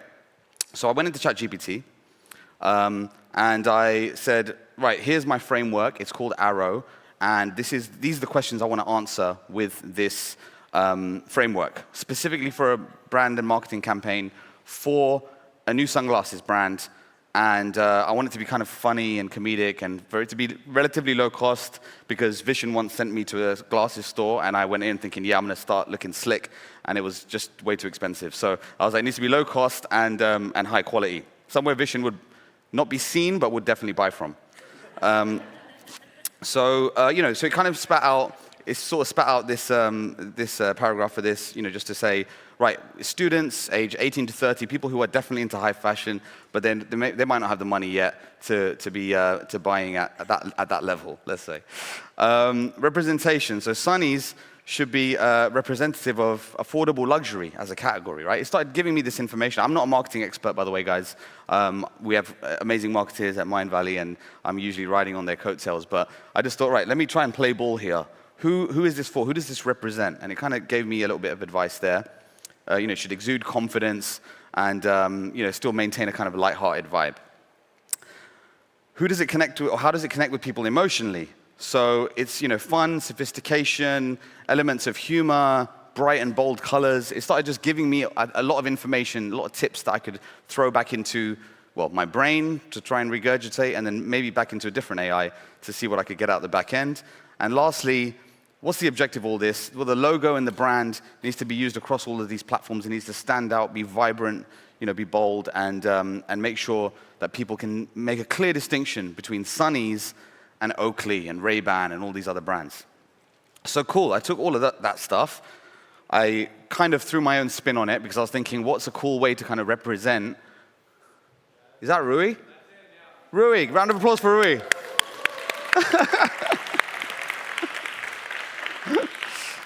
We just flashed Rui on the screen. So, so kind of went through and thought, all right, based on everything I know about Rui and what's been spat out from ChatGPT, what can I think of that, kind of gives off that essence of a bit of fun, still kind of slick and cool. Rui, stand up for 1 second. Look at this, carved out of clay, good-looking guy. We still need the essence of Rui to be in the vibe, right? So I thought, let's have a little think about that. I kind of came up with a prompt. I'll share it with you guys later. And this is the first thing that popped out. I wanted to have Rui or someone that looked like Rui in a typical everyday life situation, but just looking slick as fuck. So this is, I think the prompt goes something along the lines of a handsome Portuguese man at a laundromat with deadpan face, shot on a Nikon ZX something. So that's what I got out the back end. I was thinking, this is pretty cool, actually. I could see this as an ad campaign. But I was like, what's the punchline? Like Sunnies, you just put the word Sunnies over this, and maybe people will get it. But what's like the hook? You know what I mean? What's the thing that kind of gets people excited? So I asked ChatGPT, give me some cool slogans for Sunnies. And it came up with these ones here. It gave me 11. I ran it a couple of times. You know, like, this is the thing with AI, right? I think it can shoot out some stuff. I didn't really find any of these, like, particularly, you know, touching the right points in all of the, you know, the 4-arrow framework bits that I shared. A couple of them I don't mind, but I just didn't really feel like anything was resonating with me. But it definitely started to get me thinking about other permutations of where I've seen sunglasses or glasses, or what other cool campaigns have I seen? And so it really was like a kind of sparring contest between me and the AI, trying to think of like the best idea to fuse all of the concepts that it had given me and some of the stuff that I had marinated on myself with the imagery. And then it hit me like a lightning bolt. Does anybody recognize Thug Life? Anybody know Thug Life memes? It's okay, I think there's no one under 14 here. So yeah, I spend a lot of time on Twitter and Instagram and TikTok. But basically, you might have seen some of this from time to time. There's these Thug Life memes where this particular PNG or GIF, this image, is like, it appears at the end of like a clip of somebody doing something like ridiculously outrageous. Like, you know, it's that guy who's turning around whilst he's holding his girl's hand and sees another girl walk past him. They stick the glasses on him. Thug Life. You know what I mean? So I just thought of Thug Life. I don't know why, because I'm an idiot and I watch a lot of TikTok. What do you want me to say? And I was like, yeah, but it needs to be something like that, you know, because the other stuff's like super slick and corporate and whatever. So I was like, all right, cool. What about Tint Life? So that's the new brand, if you like, the punchline for Sunnies. And I started to take that and I started to just come up with other scenarios, like this dude at the bus stop, Rui's cousin. Rui's like mate who moved to the UK and regrets it and is now raining on him. Tint Life. And then there's, of course, the me version of Rui before the talk, panicking in the toilet about the talk that I was about to do. Notice his trousers are on, please. So this is, again, is a bit of fun. I'll show you guys some mid-journey prompts, and everything you're seeing right now, and we'll continue to see shortly, was basically produced between the hours of around 10:30 a.m. this morning and now, just to give you the context of just how quickly you can take, you know, something as silly as, you know, meeting a nice guy at the burger joint and turning it into what I think is a pretty cool brand. So here we are with Rui, representing Tint Life, and Nermeen, there we go, representing Tint Life. And I wanted to kind of, again, just bring this to life that little bit more. So far, what we've done is we've taken the Arrow framework, which I think has now been applied to a couple of notable products, as I've shared with you.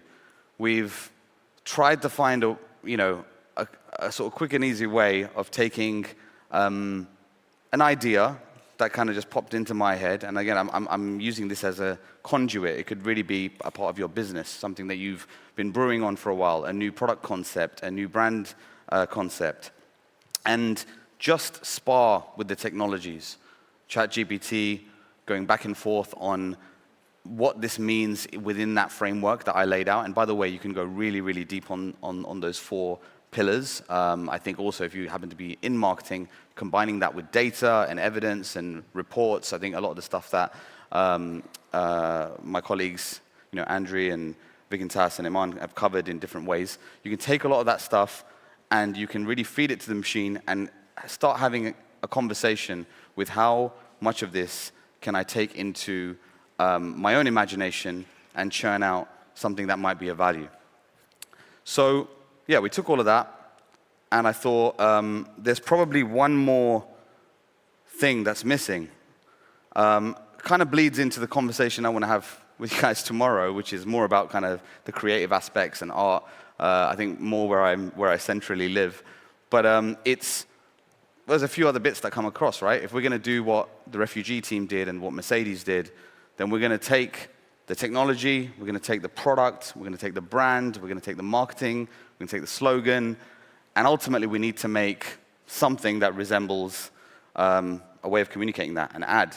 So this is all AI, including what you'll hear.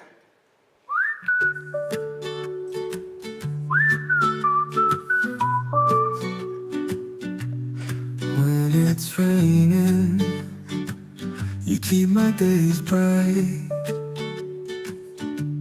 When I'm lonely, you're right there by my side. You give me rose-tinted views, even when I'm blue. You can clap, it's cool. Life is always sunny when I'm around you.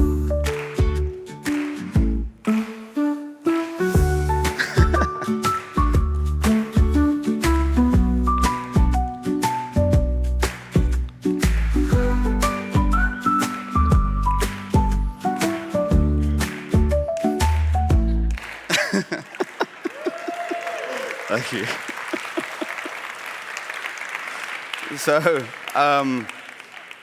So I know it sounds outrageous, but literally I think end to end, and remember I was on stage earlier with Vishen. I definitely had lunch again looking for Rui at the food truck, couldn't see him. I've been on phone calls, I've been doing a bunch of different things. I would say the net total of like production time with that AI in terms of creating a brand, thinking about some kind of marketing campaign, love it or hate it, thinking about imagery and photography, thinking about the possibility of having an ad, a song, which we'll talk more about tomorrow, but I think I wrote that in under 4 minutes probably, that song, and generated by AI. And combining all of those things and creating something which, again, we can all beg to differ, but I think the net total of that versus how much time and effort we spent on the Mercedes Sound Drive project, how much time we spent on Mindvalley, and how much time we spent on the refugee campaign, it's a pretty decent outcome, I reckon. And so it's a lot of fun. It's something that I think can impact your businesses in very, very big ways if you start to think of it not as this big, threatening, scary thing that's going to take over marketing roles and take over design roles and product roles, but rather as the key skill that everybody needs to acquire in order to start to add that skill to their arsenal, add that string to their bow. And I think if you start doing that, hopefully you'll push the boundaries of what you're capable of doing on your own and maybe start to think about who else you should collaborate with outside of the AI to bring it that extra spark. So I'm going to stop there. Thank you very much for listening. And I would love to, if anybody has any questions, love to answer any questions. But what I wanted to just lastly do before I close off is, if I have any of this stuff open, then show you guys, I think, if I can open Mid-Journey. So has anybody got any questions? Put your hands up if you have, and I'll quickly just show you guys. Oh yeah, Vishen, go ahead. Madam, could you show us how you created the music and the lyrics? Yeah, I'm actually going to go into the music, and the lyrics all came from me. So there's no chat GPTing, no cheating on my side. I'd lose all my street cred if I do that. But I will show you how to also use AI to deliver that tomorrow. I am going to, my session tomorrow is all about creating art and music. So please tune into that. I'll give you a quick sneak peek, which is basically that I used, for that one, a platform called Suno. Anybody heard of Suno? Yeah? So I'll teach you how to be prompting that tomorrow. I can show you very quickly right now. This is Suno. It's suno.com. Maybe play with it today. Try and create a couple of things. If I go to create, you'll see that I actually had, I've got a song called We Bored, which I'm not going to play on stage. You can see right here, these are the lyrics. When it's raining, you keep my days bright. This is a direct love letter to Rui. When I'm lonely, you're right there by my side. You give me rose-tinted views, even when I'm blue. Life is always sunny when I'm around you. And I gave it a couple of quotes. I'm going to show you guys how to do this tomorrow. But that was soon, and you can see, I think, if there's a timestamp. What's the date today? 12th July, right? 11:53 a.m. I hadn't done the deck yet, so this is I was procrastinating on the music here. And then if I go to Mid-Journey, again, I'll just very quickly show you guys. If I go to create, there's the dude on the toilet. I almost went for this guy, but I felt it looked a little bit too raunchy for this. Yeah, there's a bunch of ones I created. I didn't create that many, to be honest. Look, if I go far back, I don't know when the first sort of there was this red stuff which I wasn't feeling too tough, and then if I go back to I think this one, you'll see. Is there a time? 7 hours ago. This is exactly 7 hours ago that I made this. So super quick. You know, not anything too fancy. And I think if I go to ChatGPT as well, you'll see the arrow framework, and down here you can sort of see slogans for Sunnies and a bunch of the arrow output that I kind of got. And again, it's just a single prompt. I don't remember exactly what time that was, but it was also earlier today. So we're going to delve a lot more deeply into sort of leveraging things in a creative way. I've got a lot of I think frameworks and stuff that I've tried to assemble for myself, just to keep with abbreviations because I forget half the things that I'm thinking about. But I'll share a lot more of those with you. I'll show you how to get results, especially image results, which I think has evolved a lot in the last year. But yeah, we'd love to take any questions that anyone has in the room or comments before inviting Stephanie back on stage. Any questions? Or from the stream? No? Okay. Oh, sorry, a question right here. Hi, Manan. Thank you so much for your presentation. I have a question because it seems like you're a pretty busy guy. You're a chief product officer of Mindvalley. You're doing amazing things for the refugees, for the Olympics, and also with Mercedes. So my question is more around how do you yourself find inspiration for all of these different projects and make sure that you're allocating the time that it needs, because I'd love to learn from you, because I myself am a creative person and work on different things. So do you have any tips or advice to make sure that whatever you're delivering can be at the highest standard, which obviously you notably have done? Oh, thanks very much, man. What was your name? Zach from Dubai. Zach, good to meet you, man. Yeah, honestly, I have to answer this question honestly because I've got friends in the room who are going to be like, his method is soak his brain in whiskey and hope for the best 6 hours before. 6 hours before. No, but genuinely speaking, I think again, I've been a super early adopter of technology. I think that there's no time to waste. I think the sooner you can understand the nuances, you understand the pitfalls and the strengths in equal measure, and that means you don't waste your time doing a bunch of stuff that you know it's not going to be able to help you with. And I think I've spent a significant amount of time doing that. And I think ultimately then, it's about understanding what level of fidelity people need to see and hear at what time. I try, I think my teammates here will attest to the fact that I tried to keep it high fidelity for as much as I can. However, I think when you know that you're kind of just in your own head and still figuring things out, I keep it very low fidelity. I almost don't even put pen to paper unless I've sort of got a bit more of a crystallized, formed idea. Different people work in different ways, so it's really hard to answer that question directly. But what I see ChatGPT as, which is on the contrary to I think a lot of other people, is a bit of it's the notepad that I would have never used the note. I'm not like a pen to paper guy because first of all, I can't even read my own handwriting. Secondly, I think I've just used computers for the majority of my life. But it's a notepad for me. It's somewhere I kind of bounce around ideas, I go back to them, I view them again, and then I start to create, if you like, the work that ends up somewhere. So I think I do use these tools and AI a lot to answer your question. And then on a personal note, I follow this kind of methodology. There's if you scan the link, the video's on there. The guy's name is Tim Tim begins with a H. You'll find it on the link. It'll come to me in a second. But he has a methodology, did a TED talk about it, pretty popular TED talk, called slow motion multitasking. And before I saw this TED talk, I just thought I was a freak of nature because I couldn't stop thinking about a gazillion different ideas, and sometimes I would inevitably fail. A lot of the time I did inevitably fail. But then when I started to realize that this is actually a methodology that people over many decades have used, including I think folks like Charles Darwin and others, and have noted and documented. It's an interesting approach to thinking about taking time in the background away from the hot topics that you're working on to think about longer term, really intricate, really time-consuming projects. And it's the best way I can describe it is before you know it, you've already iteratively moved forward. I mean, I'm not a big stocks guy, but I have some money in stocks, and I try not to look at it because I'm the panic eject button guy. You know what I mean? I'll just be selling everything as soon as it goes down by $1.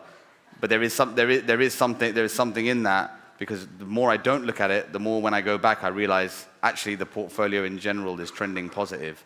And that's essentially the method of multitasking that Tim Horford, I think his name is, sort of teaches. So I'm a big kind of believer in that, obviously with the Man on Dave remix, whatever that version is, but yeah. I've learned so much from you today. Thank you so much. Oh, thanks, man. Thank you. Cheers, thank you. Thank you. Okay, cool. We done? Please also stay with us for one more second. So Yeah. we're completely intrigued, and so is the audience. Yeah. Now we have a question from an online audience. Okay. So, what are the best AI apps to use for brand marketing? Do you have any recommendations for the audience? So I'm going to, again, use the term marketing very loosely here because there are marketing experts in the room. But if you're asking me in terms of brand marketing, specifically around, I think, the creative, then I would definitely say, I'm still a bit of a mid-journey stalwart, but DALL-E is massively improved. I think in the last year. Some people say it's ahead, but I definitely feel like it's interesting because I use DALL-E a lot more for logos, for example, than I use Midjourney for logos, because I think Midjourney is like excelled in photography and in real life imagery. So I'd say those two are my go-to for the creative aspects of. That's really helpful. Yeah. Thank you. Was Any that- more questions? I think there was another question down here, a couple at the back.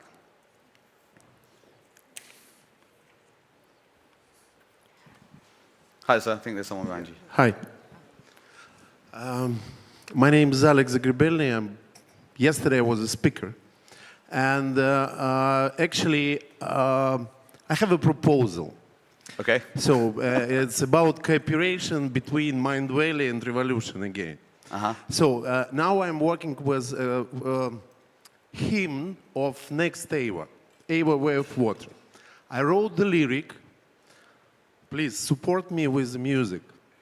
Oh, you want to collaborate on some tunes? Yeah. Oh yeah, that's easy. We'll do that tomorrow. Yeah. Make sure you're here tomorrow. Bring the lyrics. We'll make a banger. It's with me. Actually, I can share with you even today. Yeah. I'm gonna have a listen. Let's do it. Yeah, we're gonna flip it tomorrow. We're gonna turn it into a club banger. Yeah.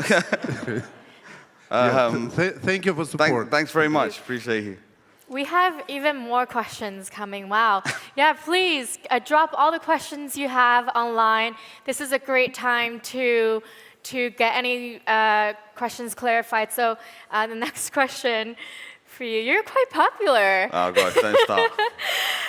What AI tools do you use to create video from image? Oh yeah, so for what you saw today, I used Runway ML. Annoyingly, so Runway actually, again, I'll show you a little bit about that tomorrow. Runway have released a version 3 of their model, which annoyingly doesn't take images, because I really like the images that come out of Midjourney, and then I normally pop those into Runway, and then you get a result like you've seen. You could see that it was AI, right? Like, I didn't spend too much time generating tons of them because of, well, my own fault, left it too late. But I think the Gen 3 is really, honestly phenomenal. Has anybody seen any of the outputs of Runway? No? Oh, I can't wait till tomorrow. A couple people, thankfully Mindvalley staff. So I'm going to show you guys a bit more tomorrow. And then Sora, which very, very few people have access to at the moment, but it's the text-to-video model by OpenAI. This is something that I'm super excited about as well. I mean, if you catch the clips online, it literally looks like you're looking at real-life cinematography. So yeah, I'd say those two, but Runway's ready and available for you guys to use. Great. And for some of us who are newer to learning about AI, ChatGPT, the next question is, what would be the best way to really jump in and learn how to use ChatGPT effectively? I think we addressed some of those tips earlier today, but what would you say, Manan? I mean, definitely check in with all the speakers that you saw earlier. There's some definite pros there. My honest opinion on it, and I don't mean to oversimplify, probably not everybody's favorite answer, is actually talk to it. There is prompt engineering. There is a methodology to get certain results for certain types of outputs, especially if you're trying to create something like a marketing or brand campaign, as I shared. That framework seems to work for me, so I have that framework. But 99.9% of the time, I literally just talk to it like it's an actual human being, and the results are so much more fluid, so much more natural, so much more inspiring. I've actually started moving in the direction, again, which I'll maybe share a bit more tomorrow as the opening session, I think. I've actually resorted, I know it sounds like all right, I'm a loser, but I actually speak to it legitimately in conversation as if I'm on a phone call, and in complete natural language, including urban colloquialisms. So I'll share some of that tomorrow. Yeah, earlier Andre and Vic and Das also showed us about how to go about prompt engineering. So to your point, good news is today is just day one, and we have a lot more to learn. Several more questions for you, Okay. Manan. Yeah, thank you. Vodka. I am a filmmaker, screenwriter. Can your AI platform create scripts, characters, and plots? Or do I still need my writer's room and post-production? Don't sack the writer's room and post-production yet, but no, I would say that absolutely. I think it would be wrong for me to share the name, but I recently worked on a project with a popular filmmaker, actor, Emmy Award winner, who had a concept within his own production company that he wanted to get funded by one of the major film studios. I think I can share that. It was Universal. And he had never really thought about, normally it's put some money, maybe 10, 20 grand into developing a deck, synopsis, a brief, whatever, I'm not a filmmaker, but the typical kind of package that you deliver to somebody and go and present, including imagery. And the combination of all of the stuff that I sort of showed you ended up being what we used to do that for the first time on little to no budget. And that film is being funded in terms of a first development budget. This is a script development budget, so it's not the whole film, obviously, with $2 million by Universal. So it works as long as you've got good ideas and you're willing to put in the work. I mean, we spent a solid 30 days doing that, which is, I would say, a solid 20% of the time he would normally spend even considering the concept. So yeah, massive cheat codes there. That makes a lot of sense. And what do you think about the usage right issue? So how fast would this move forward with AI-generated art, for example? I'm definitely not the lawyer.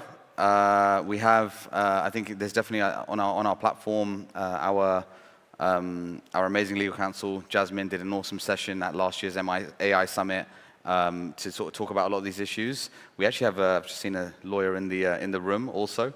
Look, my take on it is heavy optimism. I would say right now, you're not breaking any laws. Use the tech. Try and learn what it's doing. Try and understand it. Start to create your own versions of it, like we've done with Mercedes and others, in a ring-fenced way, like we talked about with Mindvalley earlier as well. You're able to make your own AIs very, very, very easily. And if you do that, it's your AI. It's closed. If you look at the Apple announcements recently, they talked about private cloud.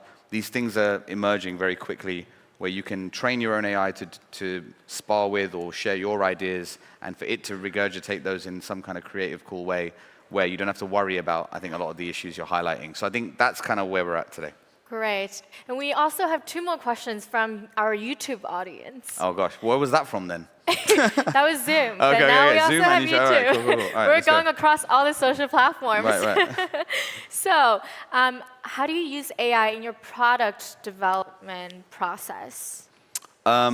So at the moment, I mean, maybe I can share a bit. Well, Vishen's left the room, so probably can. Mindvalley states, the bottles you guys saw, if anybody here's tried any of those, the supplements, a lot of the product design, like the physical bottle design and a lot of the concepting, we used some of the tools that I shared with you guys just to kind of visualize how we could create something that was unique in the market visually or in terms of the construct. So physical products, I use things like Midjourney.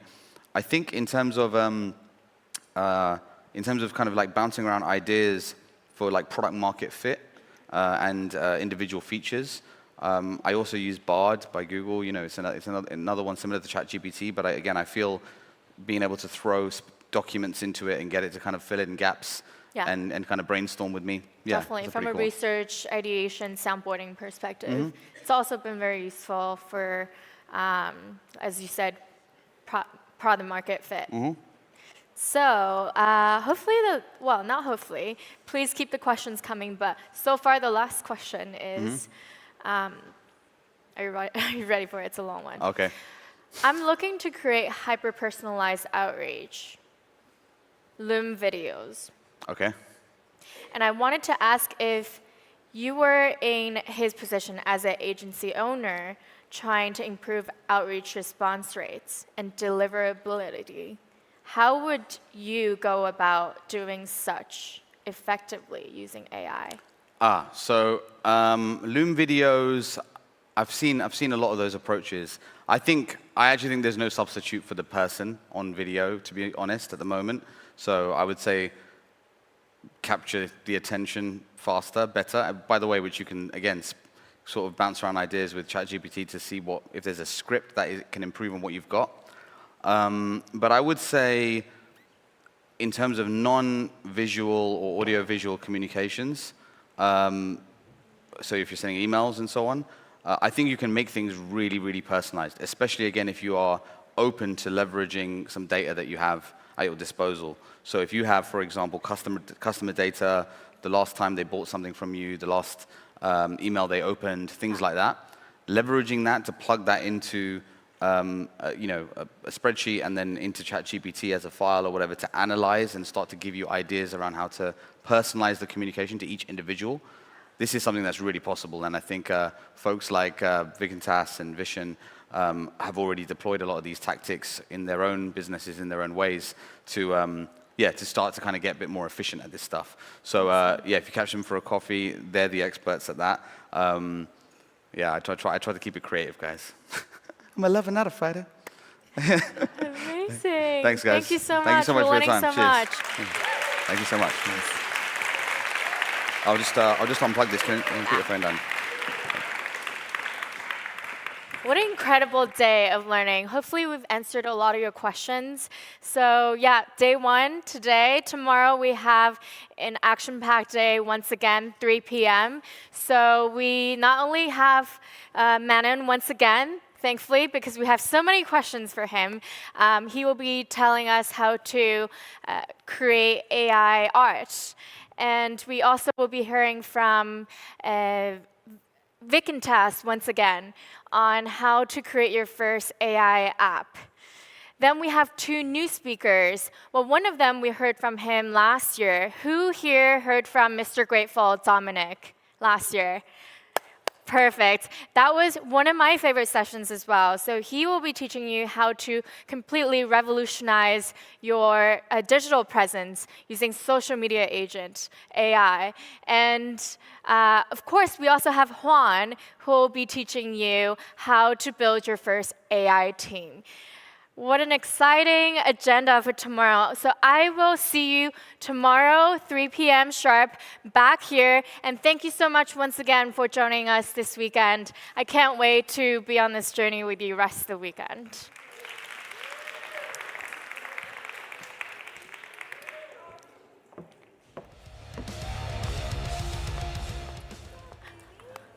I'm so tired. I'm so tired.